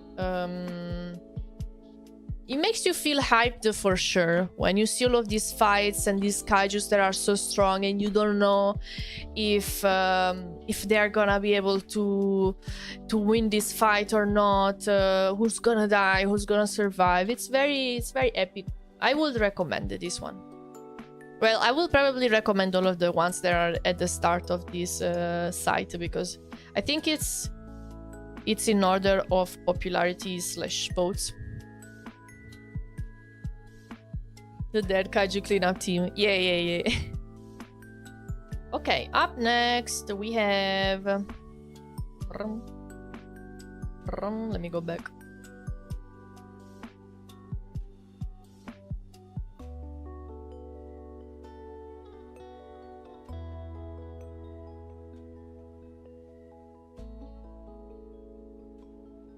Okay, this one, the fragrant flower blooms with dignity. Very wholesome, at least so far from the episodes that came out so far. Very soft type of romance between, once again, these two teens. They are from two different schools, and the schools that they are from, they are kind of like in a fight with each other, like dogs and cats. The school that he is from is boys only. It has a name for being the place where like the dumb boys are and the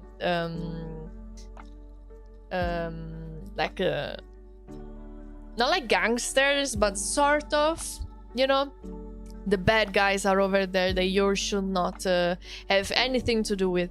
And she's from the school. The two schools are right in front of each other, and the school that she's from is girls only, and they all feel a little bit like superior to the other school and everything. So we see the like the feelings developing for each other, while also having the problem of being from these two different settings, these two different schools, and other people being against their relationship because it will ruin the reputation of the girl. Very simple, very chill, very easy, very wholesome. If you want something to watch that's yeah, soft, it goes by very easily, you should really watch this one. Since this one is a first season, I can only talk on the more or less half of the season came out for now. Maybe I will tell you again once it finishes what I think about the whole thing. Okay, the one that we have up next I didn't watch, so we can skip it. Did you guys watch this one? Gachi Akuta. Living in the slums of a wealthy town, Rudo and his foster father Recto try to coexist with the rest of the town's residents. But Rudo despises the wastefulness of the upper class, ignoring the warnings from those around him.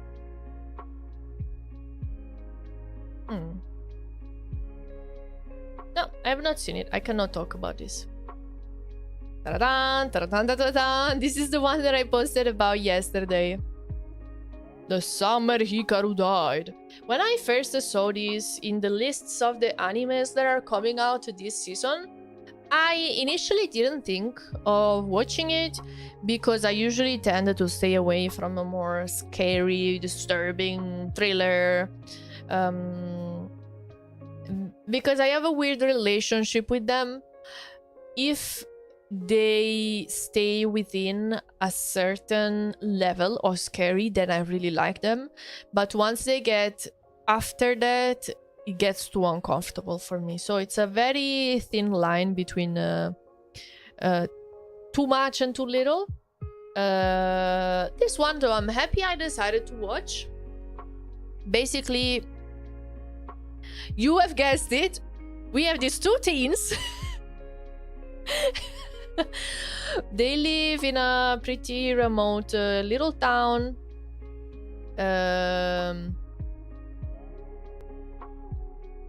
So the one with white hair is called Hikaru, and the other one is Yoshiki. The anime basically starts with Hikaru dying, and his body gets possessed by this mysterious entity that lived in the forest, that decides to use Hikaru's body to live as a human. Of course, Yoshiki, that was his best friend, understands that there's something wrong, and the demon, we don't know yet what it is exactly. The demon confesses to Yoshiki that he did take the body of his best friend and is living as a demon, as a human. But Yoshiki accepts that, and that's something that really weirded me out. Because try to imagine your best friend coming back with a different soul. Like the same body, but different person, in like a different soul inside of. That's very weird, but from what I could watch so far, Yoshiki is someone that kind of goes with what he gets. He's not very confrontational, he just tries to stay calm all the time. That's what I feel. And I really like the psychological aspect of this anime, of Yoshiki trying to process the fact that his friend died, but he's still in front of him, being piloted by this mysterious entity, and he actually tries to become friend with the entity. He tries to accept it, and he talks to it. He is still very aware that it's not his friend anymore, and there's all of the psychological inner fight that he has because of this. And you also get sudden random gay moments, if you like that. Very, very subtle, okay?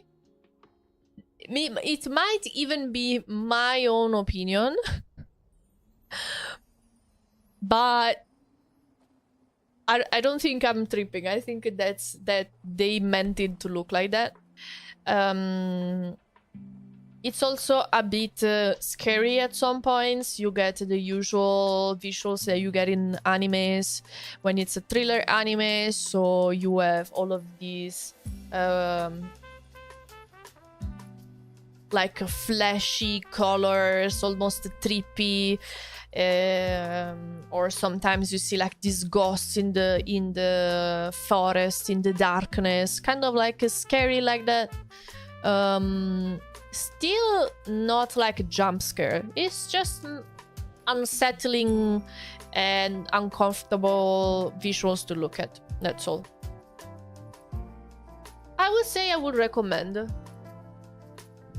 Whenever there's an anime like this that really surprises me, things don't go the way that I think, and they talk a lot about how the characters are feeling, how they're processing the things that happen to them, all of the difficulties that they face when, like normal humans, they struggle with stuff.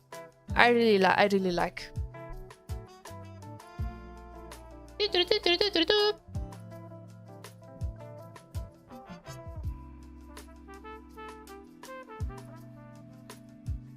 Very professional. Call of the Night Season 2. This anime is in my heart, engraved in it, because with this anime I found out about Creepy Nuts. Very unrelated. This is the second season. I think you can watch this on Netflix, but also Prime Video. I think Prime Video has it as well. The plot is pretty much simple. The main character, I think he's 14 or something like that. I do not remember his name. He basically gets sick of going to school. He stops and he starts wandering at night in his city. He goes randomly exploring, savoring the freedom that he suddenly got to roam around at night when no one else, or almost no one else, is there, and getting out of his routine by completely flipping around his day. He finds out about he meets this vampire, and basically they become friends. They start roaming around doing shenanigans during the night together, and he decides that he wants to become a vampire as well, to gain even more freedom that she has by being a vampire. Thank you for the follow, Total Twitch Death. One problem though that he has is that to become a vampire, he needs to fall in love with her. This is like a rule that they put in the anime.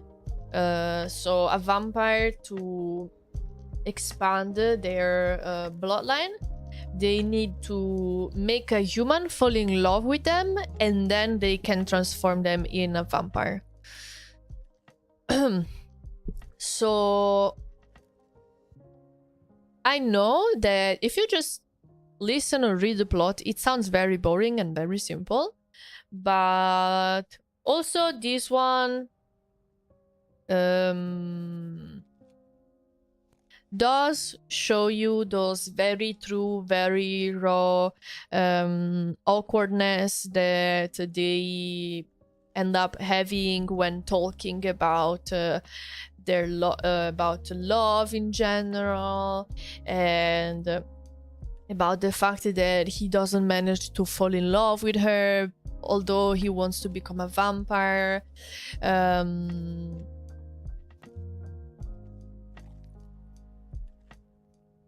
And it also looks very pretty. There's a bunch of scenes where you see like these beautiful night skies with these stars and the Milky Way. It's a very cool looking. The plot is not as captivating as the other ones, but I still feel like it's worth it to watch. I wouldn't put it as the first must-watch best anime of the world ever, but it's still a good one. Let me hydrate.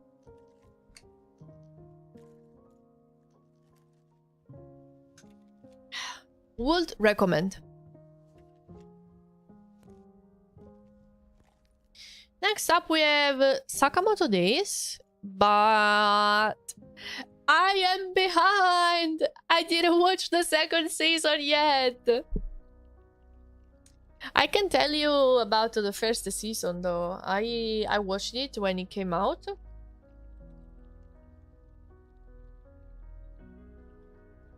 I need to catch up with the episodes. So it's coming out right now, the second season. Did I miss a lot? I talked about 5 animes, 6 animes so far. Maybe, I mean, the VOD will stay if you want to watch the part before, don't worry. Sakamoto Days. So far I only watched the first season. Basically, the plot is this guy called Sakamoto. He used to be... oh my god, how are they called? Like a killer. But he decides to quit. He marries a woman, has a child. Despite he was like one of the best, if not the best killer. I think I'm saying the wrong word. 1 second. Hitman. Oh yeah, hitman. That there was around. In fact, when the other hitmans find about where he is, because he was such a good hitman, they try to go and kill him. And even if he tries to stay outside of this dynamic of assassins and the murders and everything, because he now has a family to protect, he still gets dragged in because things happen and he ends up going to help other people, and he gets dragged back right into it. There is this weird dynamic for where after going to a slow family life, he became very big, like we could say overweight probably, although when he fights he suddenly become ripped.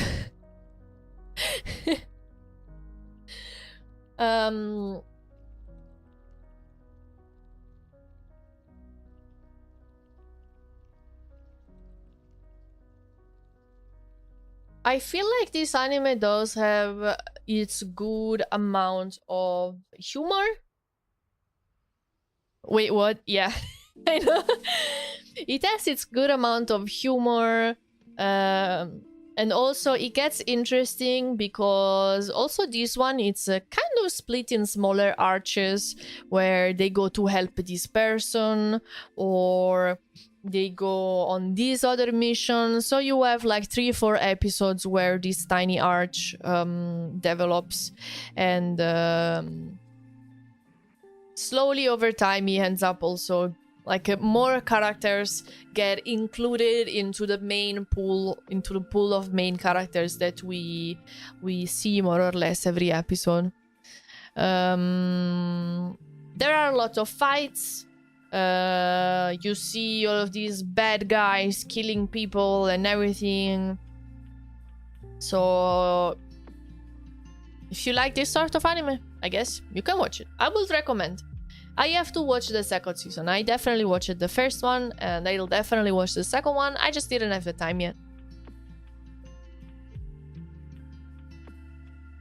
What happened to just episodes about anime bros flying around space and beating the shit out of each other?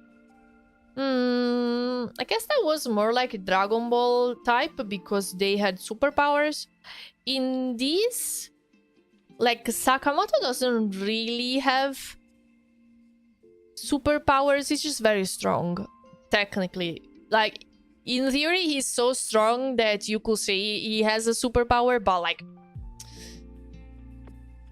it's not presented as someone that has superpowers.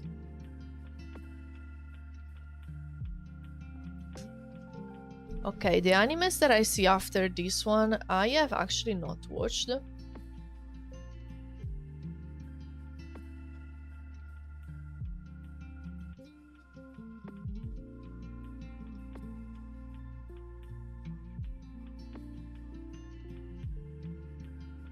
So, Seishun Buta Yaro wa Santa Claus no... Oh, I don't know, I didn't watch this one. Grand Blue Season 2, I tried to watch the first season, but can I say I got bored of it? Did you watch the first season of Grand Blue? I don't even remember the plot. All I remember is that every 10 minutes, somehow, everyone got naked and you will see like these very buff men slapping each other, and like that was just weird. Not weird, like it was fun the first time that it happened, the second time that it happened, but like after it started being so often, I feel like it disrupted the story too much.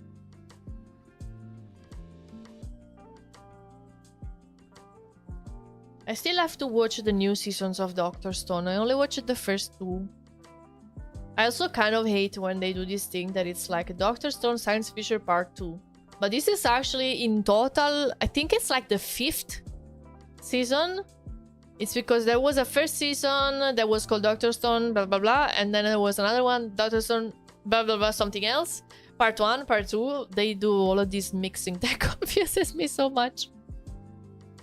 Oh, this one I'm watching. Secrets of the Silent Witch. Ta-dam. Ta-dam.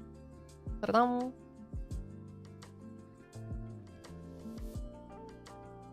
Dr. Stone is meh. I don't know what to think because I have not watched the new seasons. I like it, the first one. I guess it's something that I would have my kid watch. Maybe it's more targeted towards kids.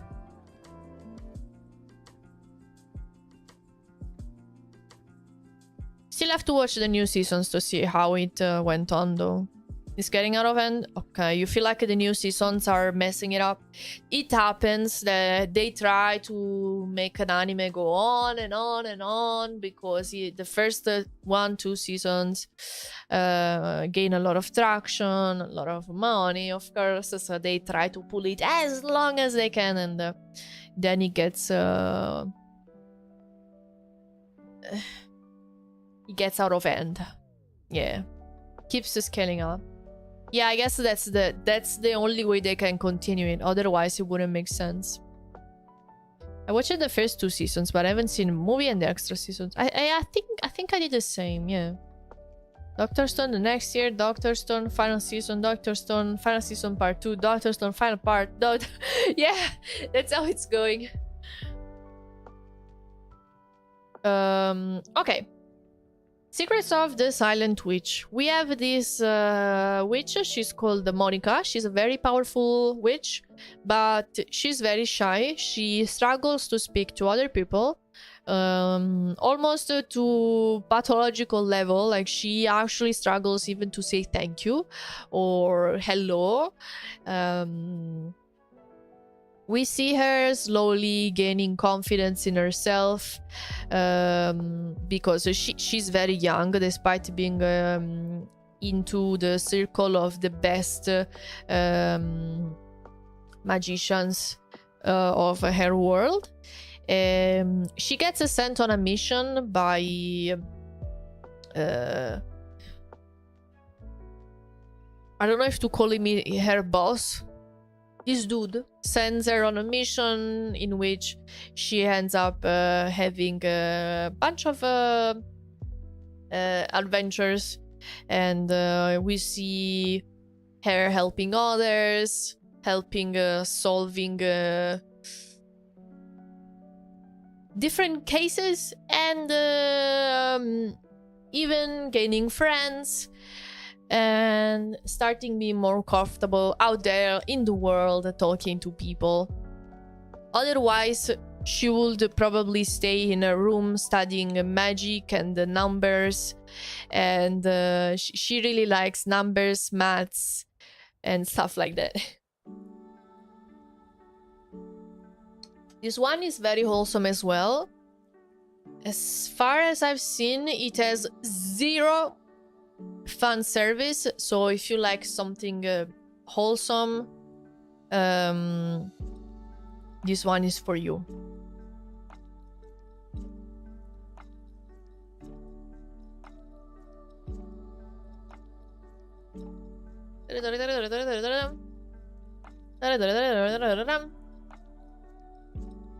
The Water Magician.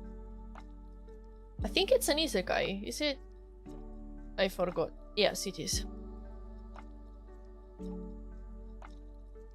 Hello, Joker. Hello, Sirika. How are you?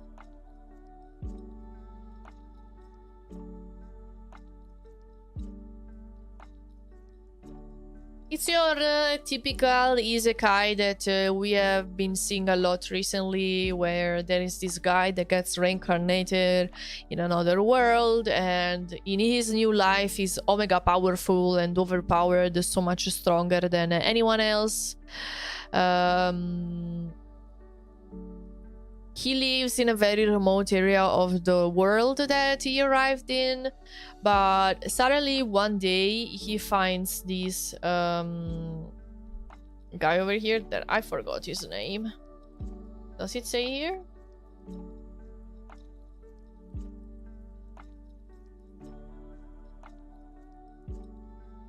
I don't remember. This guy here, Abel. Okay, thank you so much.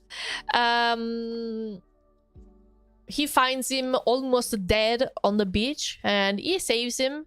And after that, they start their adventure together.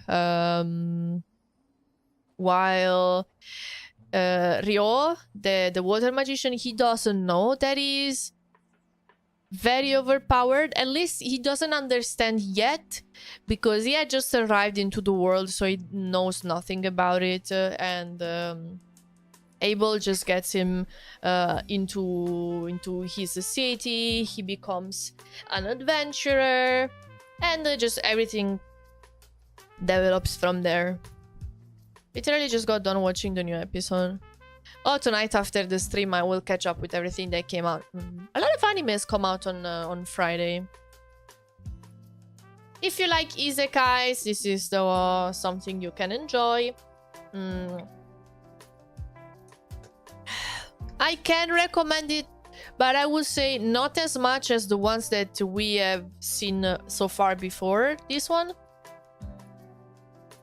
I feel like I am very biased by all of the other isekais that I have watched already that follow the same path. Maybe I'm starting to get a bit sick of the repetition of I get isekai in another world, and in this other world I am so powerful but I don't know about it, and other people don't tell me that I'm very powerful. Like, I've seen many like that. So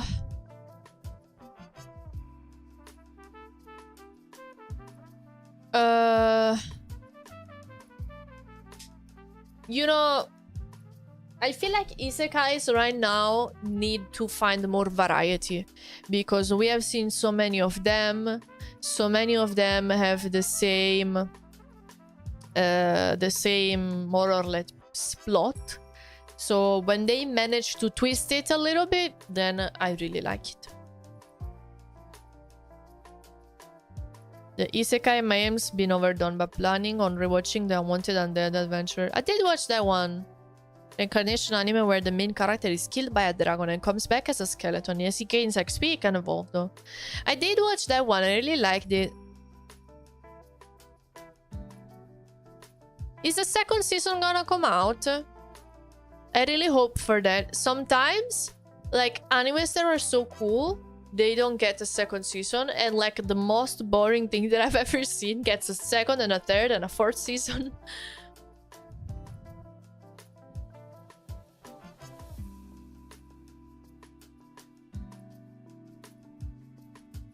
Grimgar, Ashes, and Illusions. Isekai is not like that at all. Wait, there's an anime called like that? Let me stray. I didn't watch it. I came in 2016. So I'm watching a lot of animes. I had different periods. Like, I used to watch a lot of animes when I was about between 9 years old and 15. After that, I started grinding on art and VTuber models a lot, and commissions. So I slowed down a lot of animes. I didn't watch them.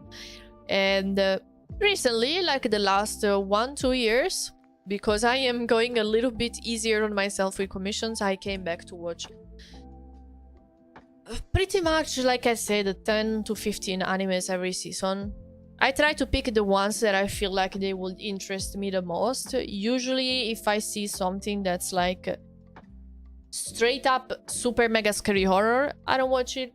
Or sci-fi, war, stuff like that. It makes me feel a little bit bad. I tend to not watch it.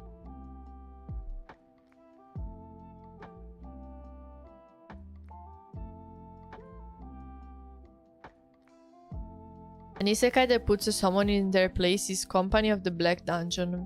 Main character lives a shut in life to the point where he can live comfortably living down on people, and he gets isekai where he ends up having to work mining in a dungeon.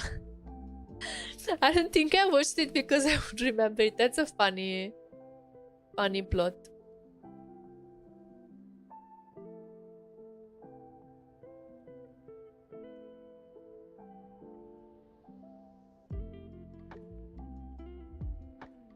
Or sometimes I do watch some animes, but they are so unremarkable to me that I just completely erase them from my mind.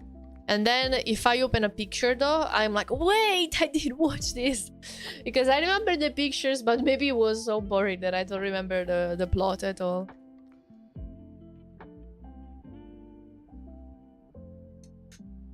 Unwanted Undead Adventure was announced it's getting a second season, but not released it. Nice. Well, at least we know it's coming out, you know what? Next we have an anime that it's really surprising me. From the plot and from the picture, it didn't tell me anything.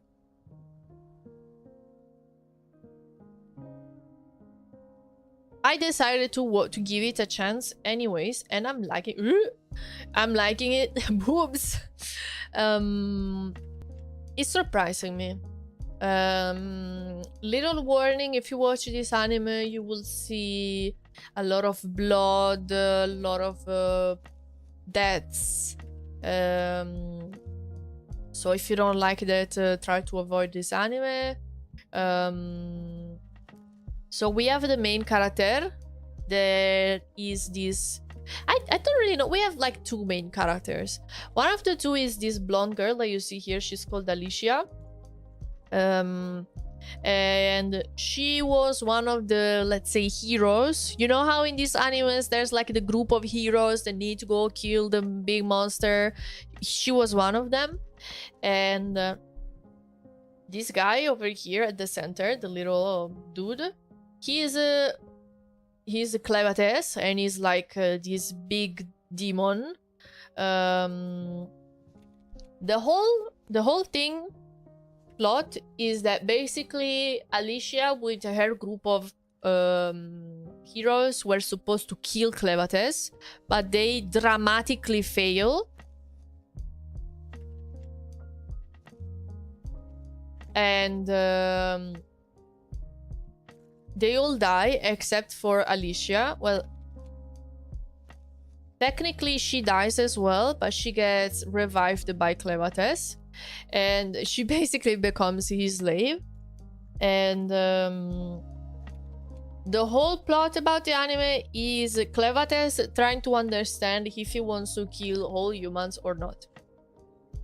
So they go around and end up being caught in different adventures, while Clevates is just there trying to like look at and study humans to decide if they deserve to live or not. That's literally the whole story, but it gets pretty emotional. It's an anime where you see like a very raw scenes. There are topics that get treated like violence and rape, and is not the softest, the most wholesome anime, but I also like to have this sort of animes in the list of my current watches, because although it's more deep and heavy to watch, like it makes you feel, it drags you down into it a little bit, I still like it because it gives you like strong feelings, you know, strong emotions when you watch it. I definitely would recommend this one. What are we doing? Nothing, I'm just yapping over the animes that I'm watching from this season. And I'm giving a quick plot and just talking about it. Just randomly yapping. I have not been watching this one, so I don't know.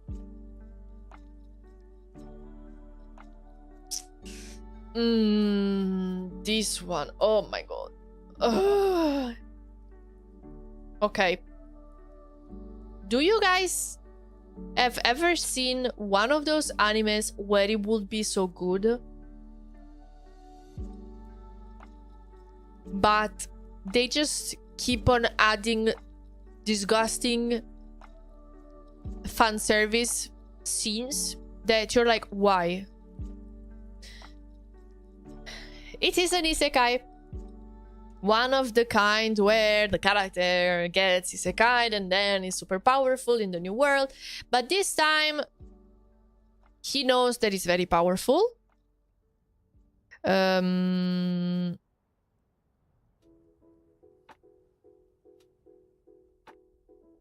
the plot. This has fan service.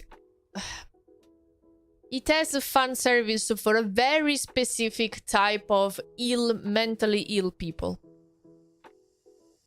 That's all I'm gonna say. The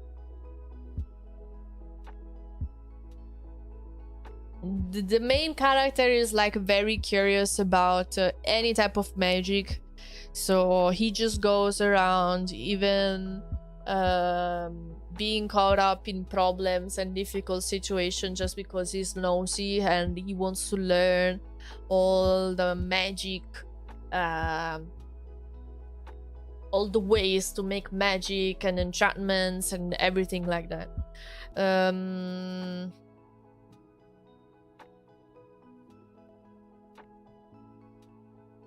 I am so unhappy that an anime that could be good from the plot, from the animations and the art gets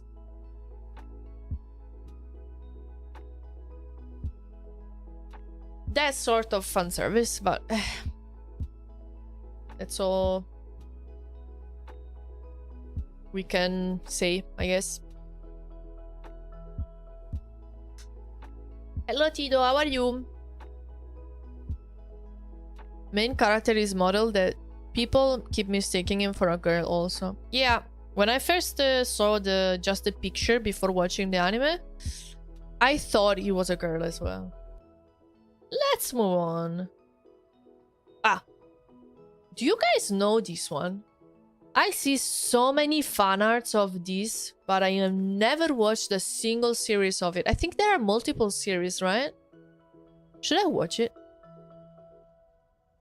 It's not an anime technically, but I saw so many people that are like Omega fans, mega strong fans of this, that it makes me wonder what am I missing on. Been a while since I'll be able to catch your stream. Hey, well, I'm always here when you want to come. I'm also having a red debut with a new model soon. It's in a month and 10 days. Season 1 was over 10 years ago. Yes! And it's funny because even though it's been so long, throughout these 10 years, I have seen so many fan arts. It's one of those shows where people just keep on making fan arts, regardless of when it came out. Very strong fan base. Good show, it's very funny. I know, but only watched the first 2 episodes by chance. I recommend it, it's fun. Maybe it's an anime that we... It's a show that we could watch on Discord. Wait, it says ecchi. How strongly ecchi is it? Can we watch it on Discord? Hello Des, come va?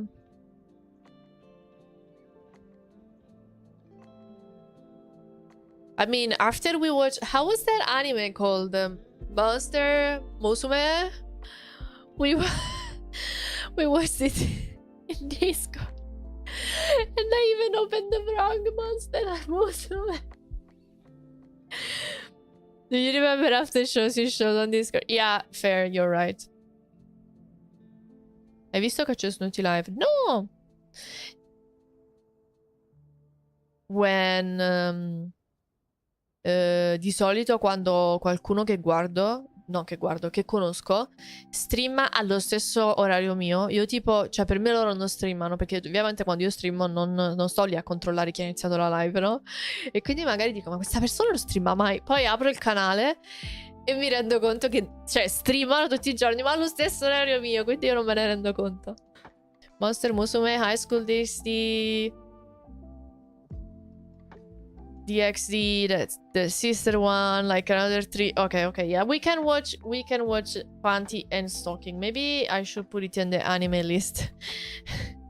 Why are you saying you're showing me as if it sounds like I came to your house and I came with a very suspicious CD.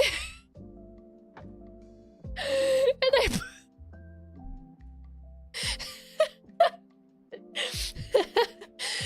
No, even better. I came over to your house with a trench coat, and I had like these suspicious mangas in my jacket, like pulling it out, like, you need to watch this. Ah, the Healer anime. Wait, I think we watched that one because everyone was saying we should watch Monster Musume. No, I said we should watch Monster Musume. Then, when I was downloading Monster Musume, I downloaded the Healer one. I didn't download the actual Monster Musume, so we watched the wrong one. I think it was that one, no? I remember that the guy was healing. The Monster Doctor, yeah. We also watched the reviewers one. I remember the lizard lady from that one. Lamau.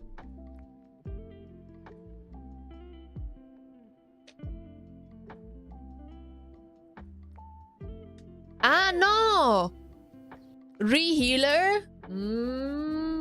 I think I've seen like a clip of it or something, and I didn't like what I saw. When animes get a little bit disgusting, a little bit like unrespectful, I don't like that. I don't know if I don't know if I'm thinking of the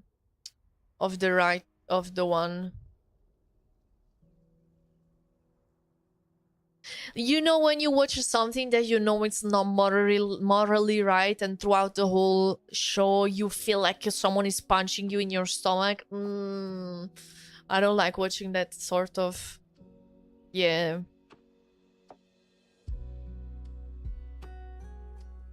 Thank you for the follow, Ryan. Giornata molto culturale oggi. Ho fatto un po' una sfida con me stessa. Vediamo se riesco a fare just chatting solo per 4 ore. Però ho tirato su un tema degli anime, perché sennò per 4 ore di cosa parlo?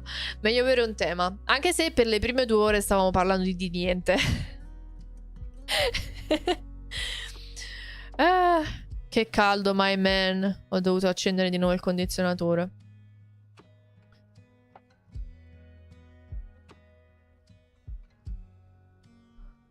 Let's see, what are some other animes we're watching? I think we're almost finished with the ones I am watching. Okay, I'm watching this one because I also watched the first season. It is good, like you can watch it, but I wouldn't recommend it as much as the other ones that I recommended. It's like mega wholesome, this one as well. Reborn as a vending machine. It's an isekai. Yeah, at least maybe this isekai does bring a very big twist. It's like this guy that gets isekai'd into a vending machine, and he basically becomes friends with this girl. Let's see if I remember the name.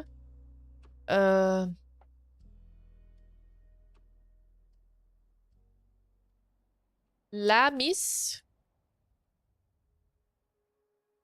I think she's called Lamis.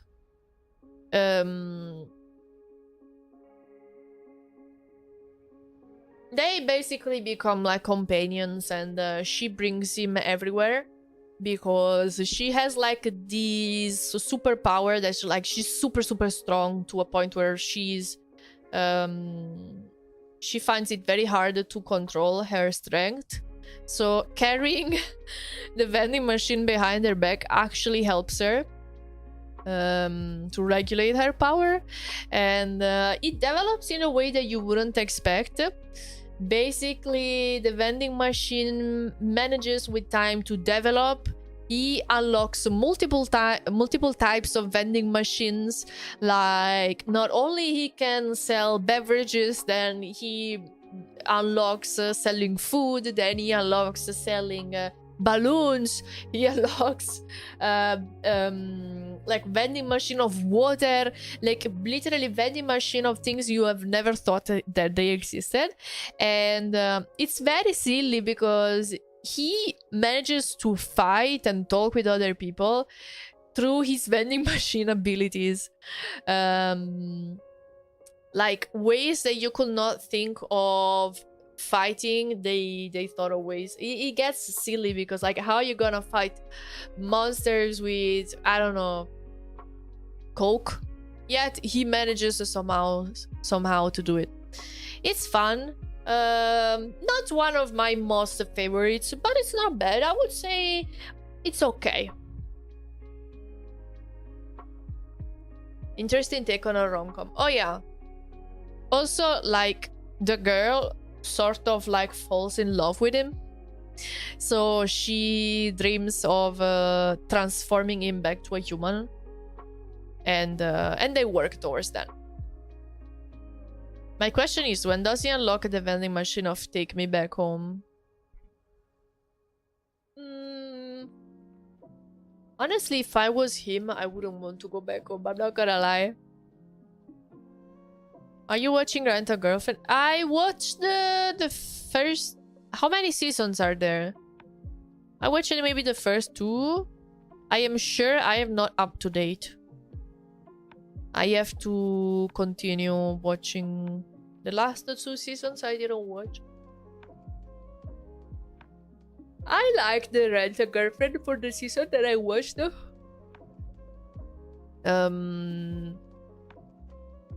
You know, when there are animes with characters that they fumble, they do mistakes, and so the general public ends up hating them because it feels like they are not doing the right thing.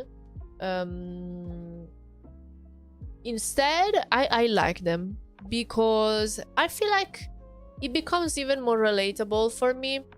It's easy when you are looking at the things that happen from a screen, from like an outside. It's easy to know what's right and what's wrong, but I like seeing these characters being human, having their own struggles, doing mistakes, doing wrong things, thinking that it's the right things, following their feelings even if they know they're not doing the right moral thing, then facing the consequences. I really like this sort of approach.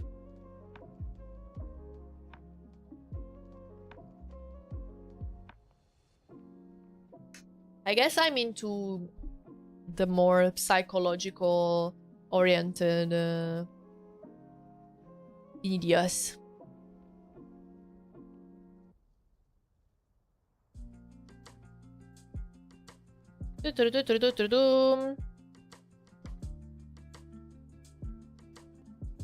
Okay, I've been watching this one as well.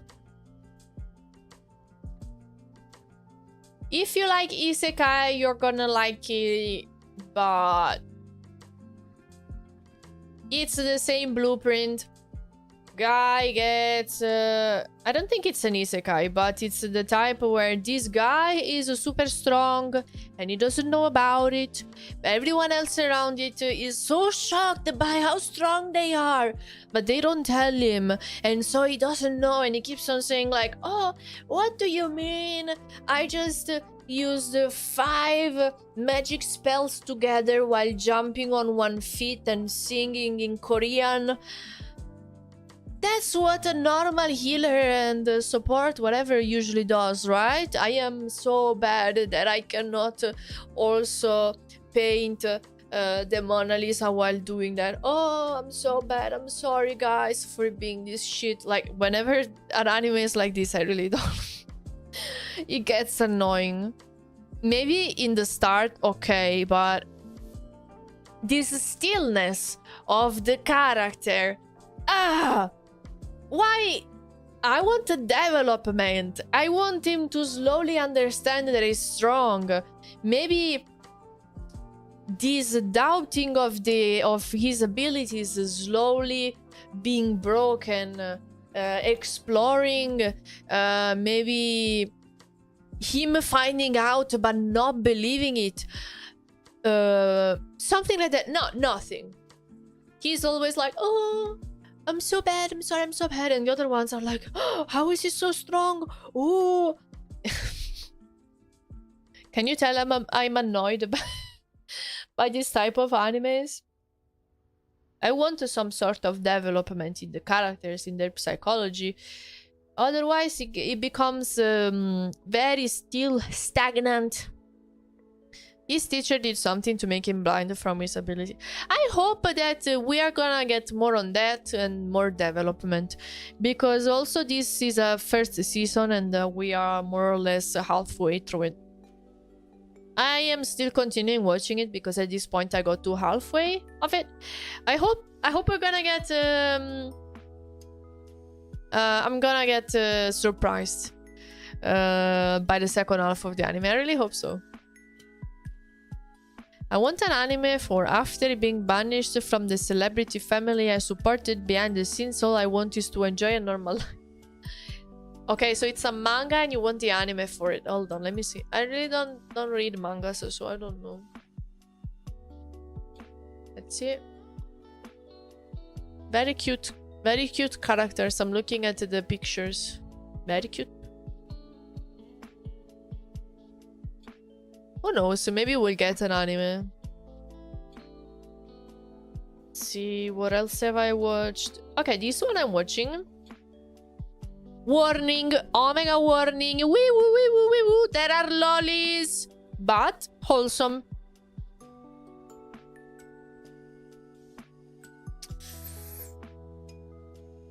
So I guess it's fine.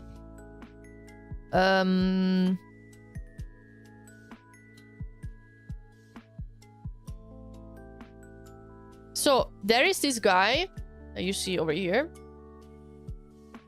He's called Dennis. He used to be in like the strongest adventurers guild that there was, but he gets out of it and he opens a restaurant. Yeah, I think this one only had one fan service scene, kind of. I hope they don't do it anymore, because it was very out of place. Why would you put that there? Please don't do it anymore. Thank you. He basically opens a restaurant. He's a very good cook. And despite he decided to not be an adventurer anymore and just live his chill, slow life with his restaurant, his new life, he still gets dragged back into fighting, into going to the dungeons to help others, because in his restaurant he gets adventurers that go to eat and everything, so he ends up overhearing stuff and gets dragged back into his adventure life. The last episode that I watched had a very interesting turn right at the end, so I'm curious for the next episode. Welcome, thank you so much for the follow, Procrastinate. Lollies doesn't mean much, like I played for Luvia and Rin rather than Lollies, plus it's cute and have nice fight scenes. Yeah, I guess if you have lollies but like not sexualized, then it's just like, yeah. I have watched animes with kids like last couple seasons ago. There was like a Delico nursery. There were actual like kids. Zero fan service, of course, as it must be. And it was a okay, pretty cute anime.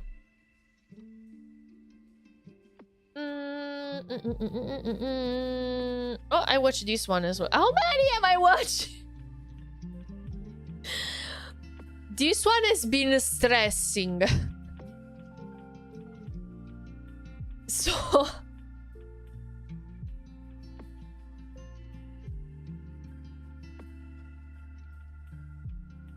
let me hydrate for a moment. Oh, I'm talking so much. Oh my god. I didn't know I could talk so much over animes.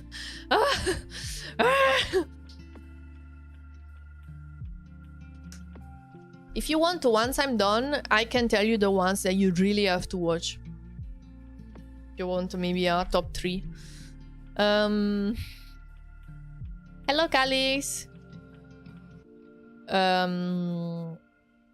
So we have these 3 girls that, for different reasons, they have to kill the guy. The hero is called Toto. He's extremely strong and powerful and incredible, but he's very shy.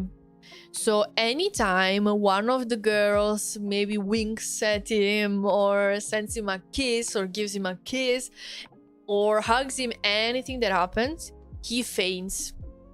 The fainting is not like the usual fainting that you might think. He just like gets stunned there like this, with the smoke coming out of his head for like some time, like half an hour or something like that. So basically you get these hilarious comic moments where the girls kind of tease him to make him freeze, so they can kill him. But something happens and they never manage to kill him. Sometimes someone arrives, sometimes this and that. And after a while, they even start getting attached to him because they basically become like an adventure group that they start struggling in wanting to kill him. Actually, the blonde girl doesn't want to kill him. She wants to... how can I say this?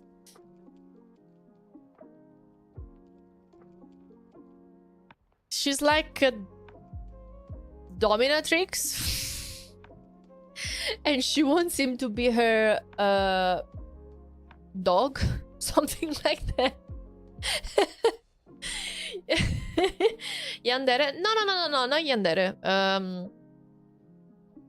She basically runs this place where the men go and they get... You know what I'm talking about. You understood. In the start, it was much more stressing because basically the guy was always dead, always fainted, he would not talk. And I'm happy that as the anime goes on, you get to see Toto speak more, talk to the girls, and he actually becomes a living person instead of a fainted standing statue. Not one of my most favorite, although it's pretty okay, pretty cute. They go to the Snoo Street. She owns like a Snoo place, basically. Yes.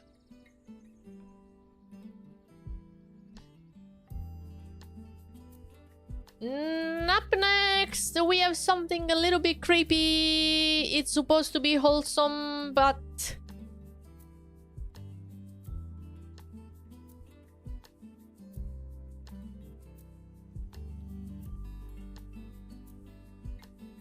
Wait, the main character is not in the... Excuse me? That is not the main character!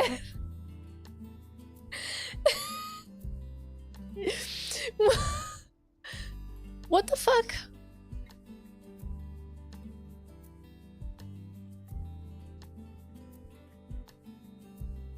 What? I've never seen this happen.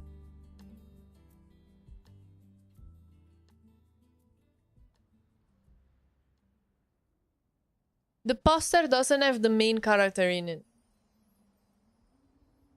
Do we have a picture of the main character? I want to show you the main character. Oh, okay, there we go.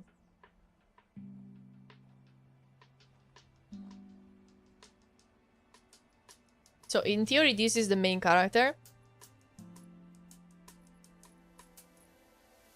Together with her and this other blonde girl over here.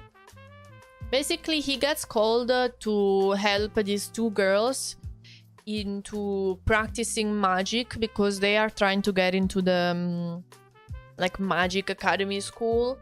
But the white-haired girl actually has a big problem because she doesn't manage to do any magic at all. Every time she tries, she fails. And it all just goes from there. They just start practicing together. And I don't like the fact that they made these two girls fall in love with the teacher.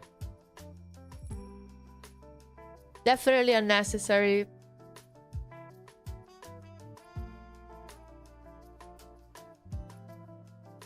I don't know if I would recommend you this one. I feel like I like something with more action. It's a bit slow. I don't know. I don't think I would recommend you this one.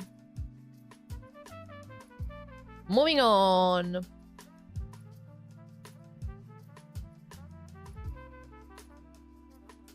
This is unexpectedly good. Not at the top, but still fun. there is this dude that he has always been ugly. Because of a bitch, he ends up here it says convicted, although he was actually innocent. So he loses his job, he loses everything, and he finds on the internet a way to isekai himself. So he tries to do it with like zero hope of it actually working, but it actually ends up working. Before getting isekai'd, he gets on his PC like a page where he could decide his stats. And he had like stat points, but he realized that if he put negative stats point in one of the numbers, he would gain extra points for the other stats. So what he does, he puts his looks stats, like beauty stats, to minus infinite. So he gets a bazillion points for all of the other stats. So he's omega ugly, but super powerful for everything else. I guess he did this choice because he was called and perceived as ugly for his whole previous life. So even if he reincarnated as ugly, at least he's very powerful.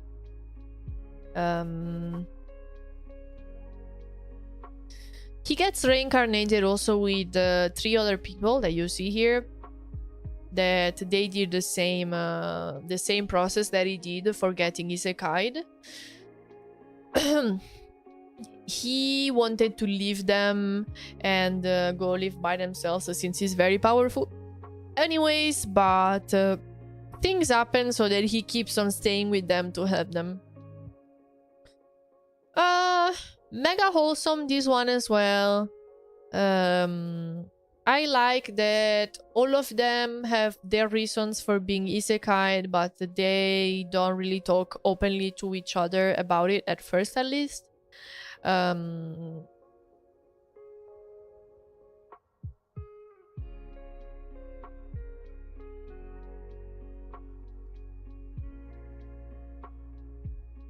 That's all for now. Very simple anime. If you were asking me, Yoshi, should I watch these or Kaiju number 8 first, then I would surely say Kaiju number 8. But if you have like extra time and you've already watched the other ones, this one is cool. Also, isekai. There's so many.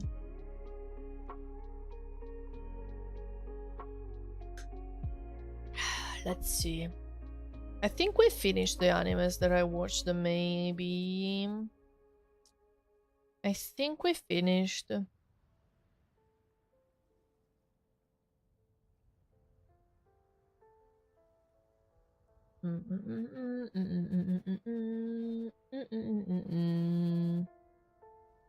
Quick check.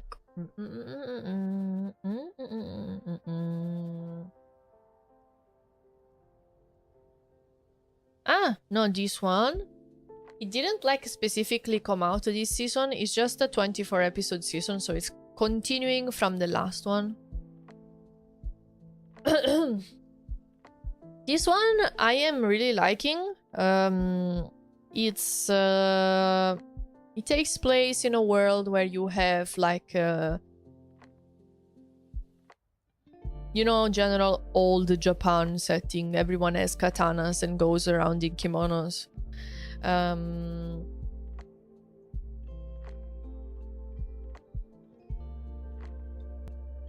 This guy that you see in the picture, he had a sister that was a half demon.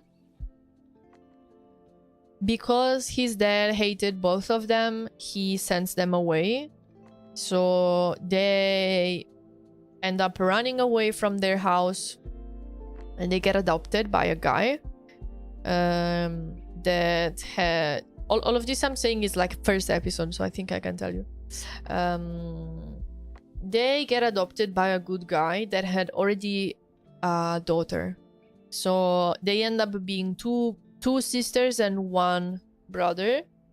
Although the second sister, the older one, is from their, let's say, stepdad, adoptive dad.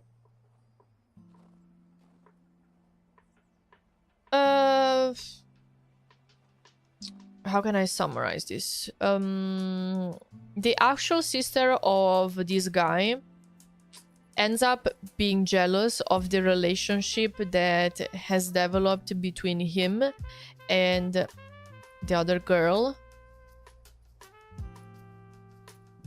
So she ends up killing her. It's much more complex than this, but I don't want to tell you everything. She ends up killing her, and he becomes like forever angry at his sister, and he makes it his point in life to kill every demon. Although he became a demon himself. A type of demon can absorb the power of others. So the story starts like that. And then you get a bunch of 1 episode, 2 episodes, arches, where he goes fight the specific demon that appears, and he has to fix that, and then on to the next one, and then on to the next one. But with every episode, you have different feelings, different stories of different people. Sometimes these demons have been born from suffering people that didn't even mean to become demons. It's nice because they don't portray these demons just as the evil and let's kill all of them, yeah. We actually get to see the reasons behind the demons' actions. They talk, they explain their story. Sometimes not all of them, but I like the all of the stories that they brought in it. So far, this is what we got.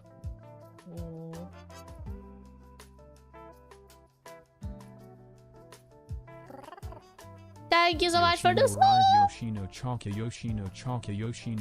Thank you so much for the sub. Oh my god, we are going for 4 years. That's crazy. Thank you so much, Levi. How are you doing? How are you doing? Doing.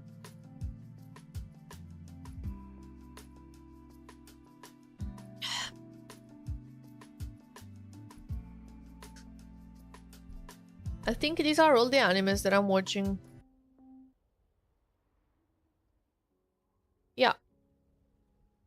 Yeah, we got at the end. Now, if I had to say the top 3 you really have to watch from this season, I will say my most favorite that I would really recommend that you watch are for sure Dan Da Dan.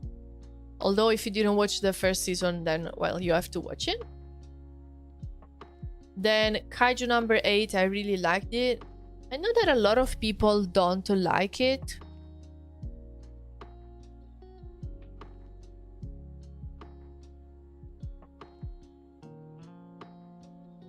I guess it's because we have this main character that is very powerful and, whoa, I'm so strong, whoa.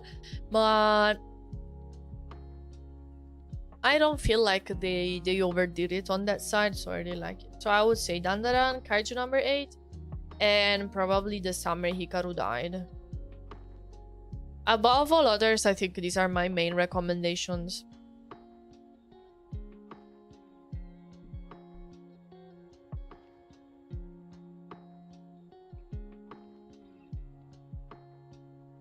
Dandadan, I would summary saying that it's fun, weird, and fun. Kaiju number 8 is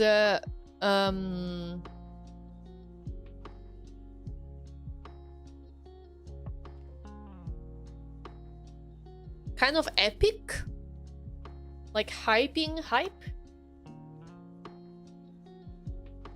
And the Summer Hikaru died is weird, unsettling, psychological. Yes. Thank you for coming to my 3 hours rant about animes. What do you guys think? Was it boring listening to me talk about these animes for a couple hours? I guess for the next seasons, it makes a sense that at the end of the season, I do like one stream and maybe a summary of all of the animes after I watch them. Was cute. I liked listening to what new stuff around. Okay. So like if I did this once every season to summarize the animes that I watched, which ones I like it the most, it will be something we can do. You like it? Considering animes go basically together with the actual season. So you have the winter animes, the spring animes, the summer animes. So it will probably be like one stream every 3 months.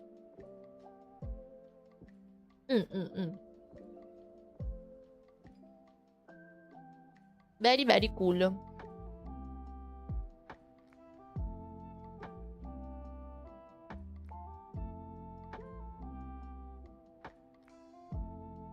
I don't really have anyone to talk to about animes like in real life.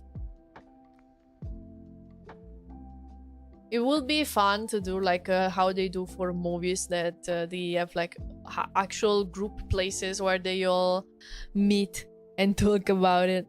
I liked it. I was fighting a food coma from the pasta, but this helped. How much pasta did you eat? Yo.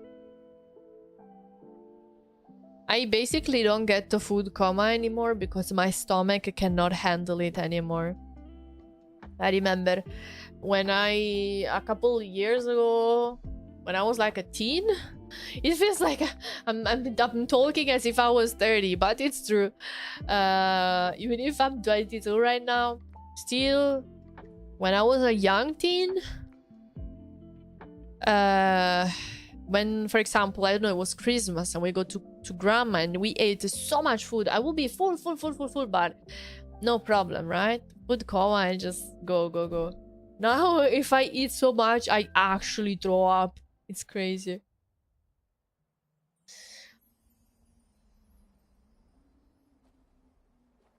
I wonder if there's, man, I don't know. Yeah, I guess I just don't need to eat it more than what I'm supposed to. Because if you think maybe there's a cure for it, but like the cure is to not eat too much. Very easy. One thing that has made me a little bit sad recently, but I can fix it, is that I've been so busy that even if there are animes that I like, I don't have enough time to make fan arts. I used to make fan arts of the animes that I watch it all the time. Like, I would watch a couple episodes from an anime, and if it really caught me, then I would draw some fan arts. I like pasta control. Same! Whenever I cook 2 portions of pasta, I used to do this thing where I would cook everything, put everything in one plate, and then I will say, oh yeah, I will eat half, and then I will put the other half in the fridge. So that way I only have to wash one dish and the silicone cover, instead of having to wash the dish plus the Tupperware. But It didn't work because I would eat the whole thing and not stop at halfway. Hello Chaos, how are you? So now, whenever I cook multiple portions, I already put them in their proper container, and I put them away from my mouth. Hello Perry, thank you so much for your follow. How are you? You follow.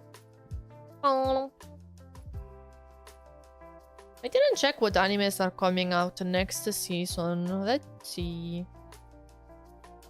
Fall 2025. It's starting in October. Yeah.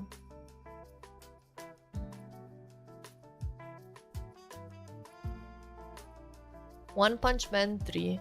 Spy Family Season 3. Okay.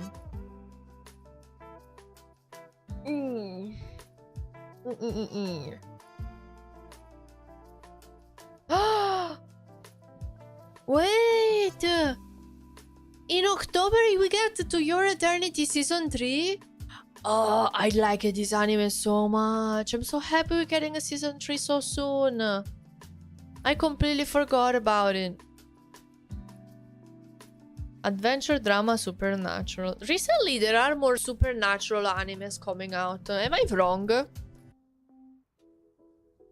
I feel like this is my predict. I feel like now, the same way that we have this wave of isekai, I feel like isekai is gonna lower down more, and we're gonna get more supernatural animes. I feel like after Dandadan, everyone is gonna follow. And we already have the Summer Ikaru Light that came out. And now we also get To Your Eternity Season 3 next season.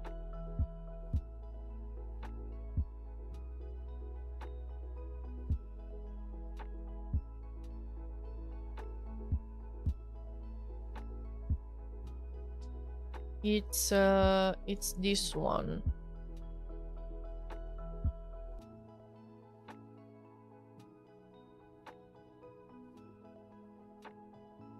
I have no idea who's the girl on the right. I guess it's a spoiler for third season.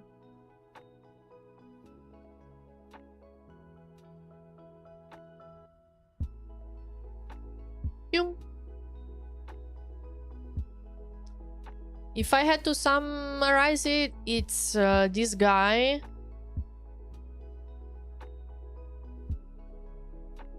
That basically can shapeshift into his friends after they die. I don't fully remember how the mechanic works, but he can shapeshift into dead people. And thanks to that power, he does a lot of fights and things and interesting stuff.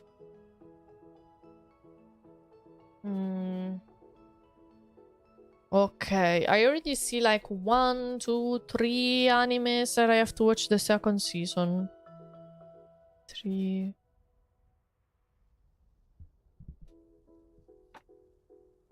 The manga? Did you like the manga? Dude, the voice of the dark guy with the hood in the anime. Oh.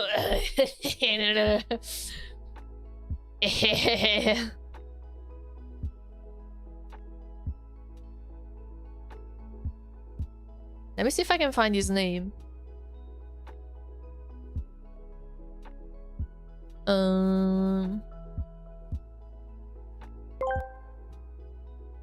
Everyone talking about Dandadan, but I met Dandadan way before Dandadan opening for Beelzebub. What? What?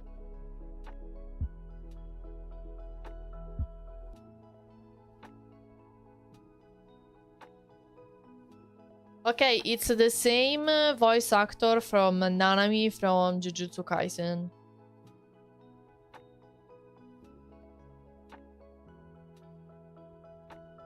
You have no better idea? I'm also waiting so bad for more seasons of Jujutsu Kaisen. Give me more Jujutsu Kaisen. I need to know how it. We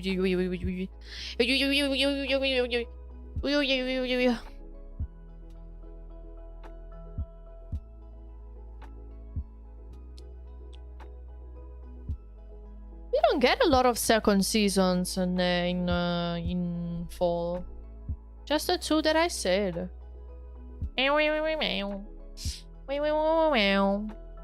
Never watch Jujutsu Kaisen? Watch it.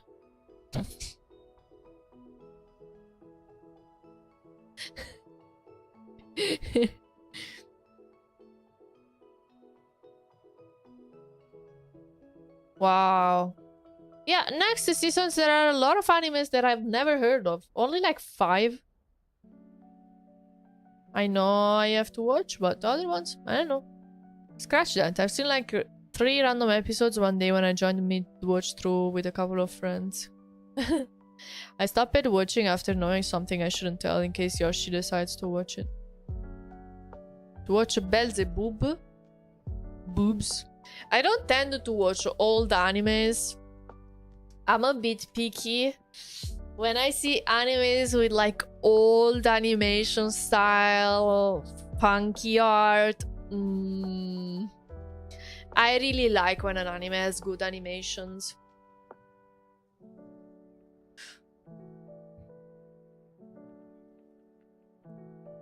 I feel like recently we are getting some very nice animes. It's always harder to make like a very big hit one, you know, the ones that stays in your heart and in history and really hits. But recently they are spacing out a little bit with topics a lot. And I guess now they have more budget than ever, since animes also became so popular, airing on Netflix as well.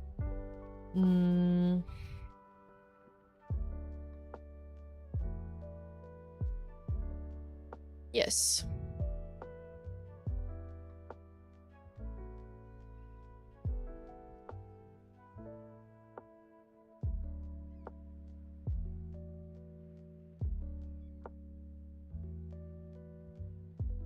Since animes became normie material. It makes me sad and happy at the same time. I'm happy because animes are being more popular, so all of the kids nowadays that want to watch animes will not get bullied for it. But I'm also mad because it was not quote-unquote normal to watch animes when I was a kid, so I got bullied, heck. My favorite anime this season, One Piece Alicia X Derp. You could say that like for every season forever. Did they say that they're gonna ever end that anime? Is it even planned to end, or will they continue it endless for the meme? Let's see. Will One Piece ever end? Yes, One Piece will eventually end. The creator Eiichiro Oda has stated that the story is in its final saga, although the exact time frame for its conclusion is still uncertain. He has previously given estimates for the ending that have shifted over time, with current estimations suggesting a completion within the next few years. Do you think he planned to end it, but then he started being like, oh wait, what if we did this year? Oh wait, what if we did this year? Oh wait, what if this? And then he just kept on adding this year and this that and this year and this that, and it just never ends up ending. It's like making a VTuber model for yourself. What if I added this toggle?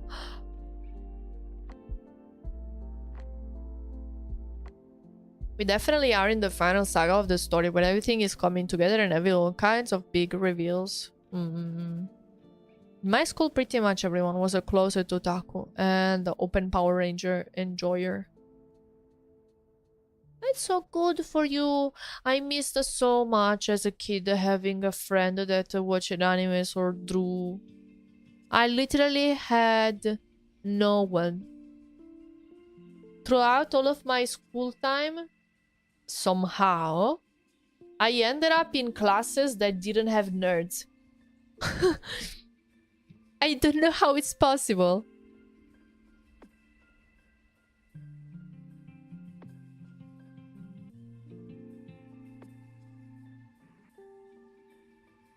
I did have some friends. I also had a best friend. But the best friend that I had at the time, she was not into anime. She ended up watching some with me because I recommended it.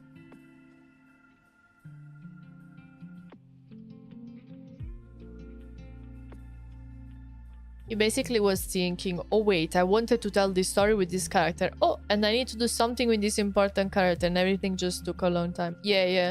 Maybe it's like, okay, now I explained this last thing, and like this, I'm finished. And then as he is explaining the thing, he's like, wait, I really need to explain this other thing in order to properly explain the third thing. It's like listening to those people that when they are trying to tell you a story, they keep on getting off the tracks of the story, and they keep on like going randomly around, and they never finish. It's not the type of storytelling that I like. It makes my brain go crazy. I'm like, why are you talking about random shit? Tell me how it goes. Tell me what happened.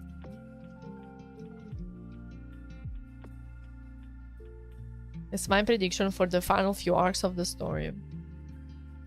So right now they're just going straight through, continuing the story, explaining everything. They don't have like a fillers going on anymore.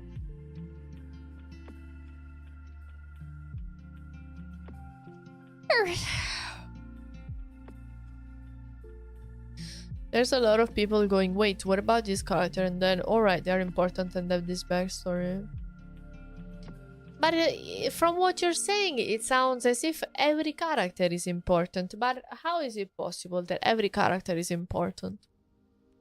Also, with other animes, we don't get the lore and the story and the backstory of every single character. Mostly about the main one, and maybe the second main one.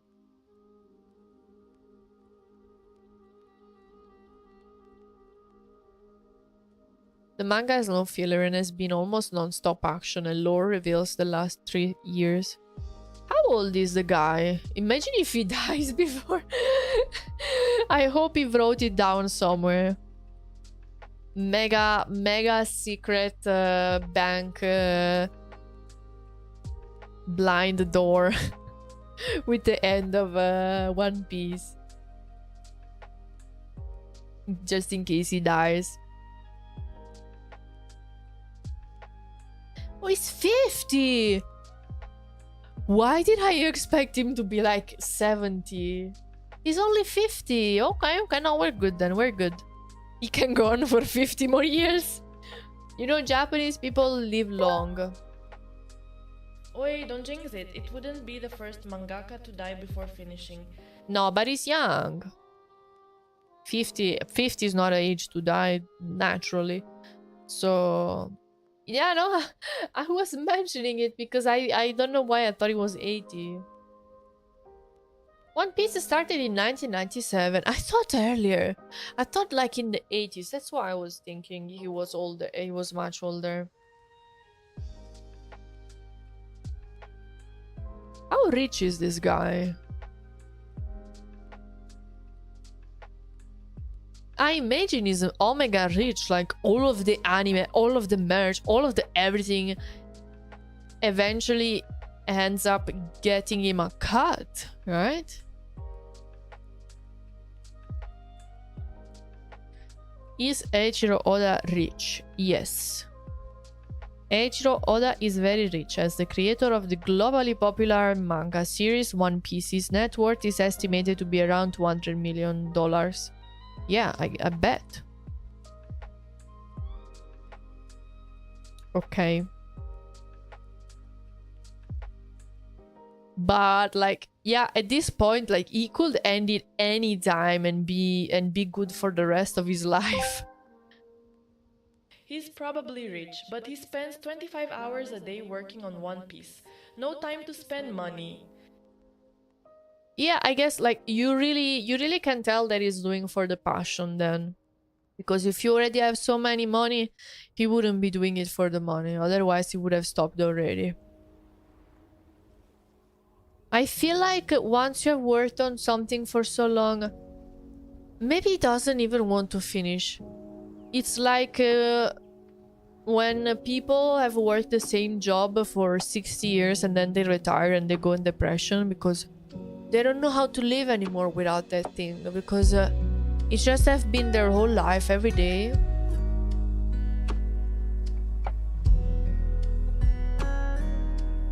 Here it says One Piece started in 1997 and he was born in 1975. So he started it when he was... Wow! He was only 22 when he started. He was my age! Oh my god! He was 22 when he started One Piece. Are you understanding? Are you understanding? He did this for 28 years. Like, his life after One Piece has been longer than his life before One Piece.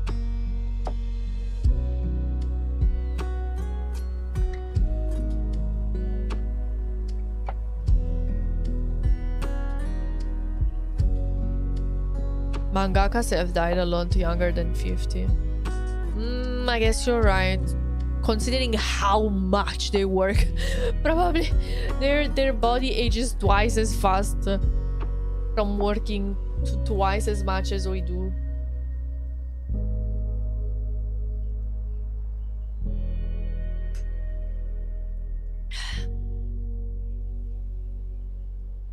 If you get stabbed to say something, you will naturally die from bleeding. Usually, you don't die from bleeding. Like, I know you can die from bleeding, but I mean, generally, if you get stabbed, you will call an ambulance or something. You know, like it really it needs to. Who's gonna murder him? Like, because it needs to be a murder.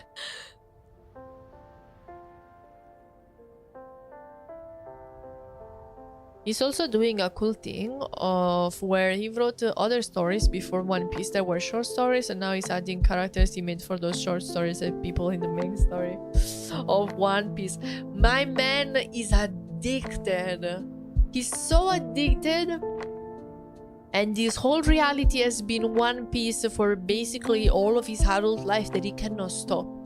Because if he's doing that... Wait... Maybe it's also fear of never being able to put those short stories out. Maybe he's adding those stories to One Piece to give them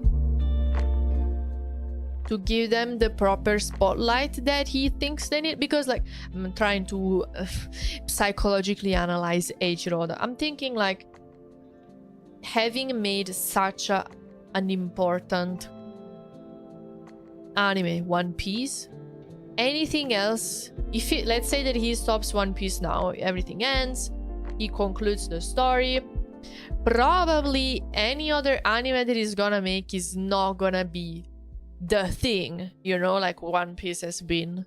So maybe he thought, oh well, I might as well just put them in here.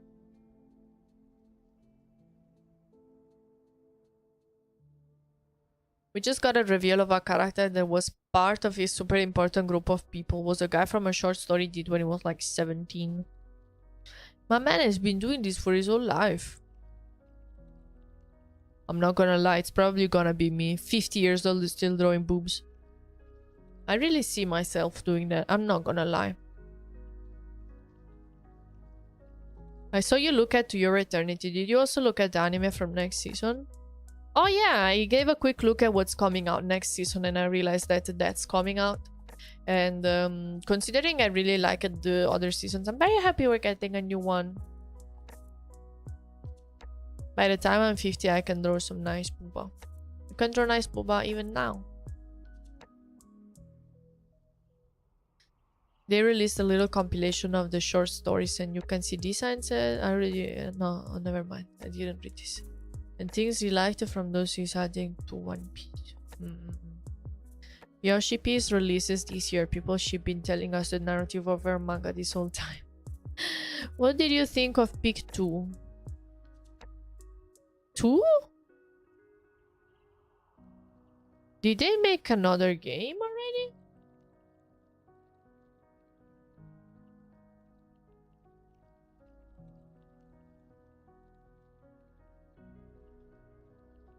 What? I played the Peak 1. Is there a Peak 2?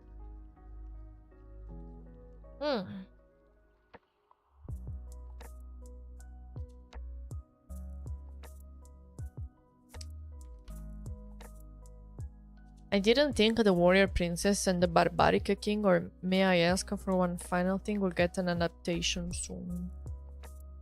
They're coming out next season. I gave a look and I only know a couple of those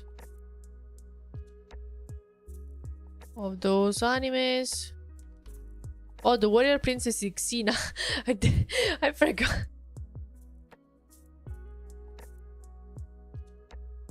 Guys, I gave myself this challenge of just chatting for 4 hours. And we did it. We did it. Technically, the stream count is only 3 hours and a half because my stream crashed, but it's been 4 hours. And it's 6 p.m. I need to go. My brain is starting to unbrain itself.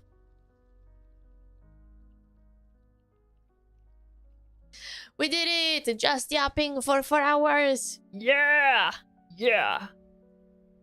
Okay. Let me see who's streaming. Streaming.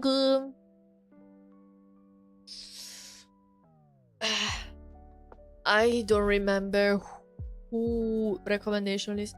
You want me to write down the animes from today that I recommended? I can write it later. How long has it been since we raided Oteru? I think I raided her only once after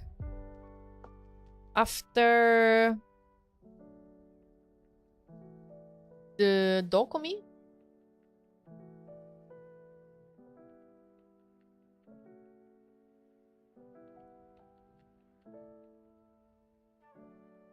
She's doing just chatting too.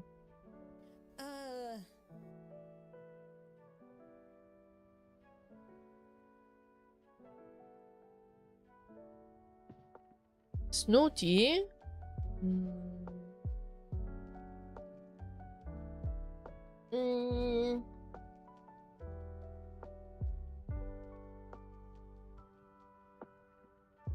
It will be fun to raid Snooty, but it would make more sense to raid Oteru. Who should I raid?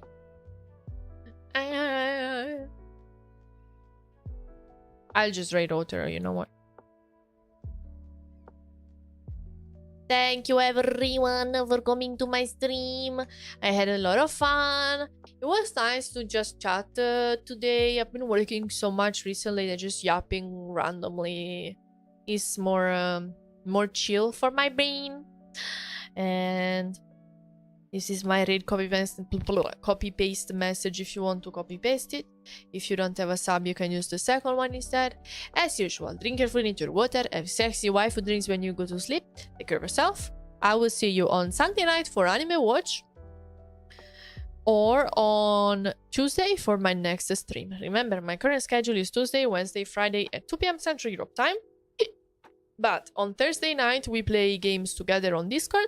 And on Sunday night, we watch animes. Right now, we're watching the first season of the Apothecary Diaries. If you're watching the stream from YouTube, we are raiding Oteru here.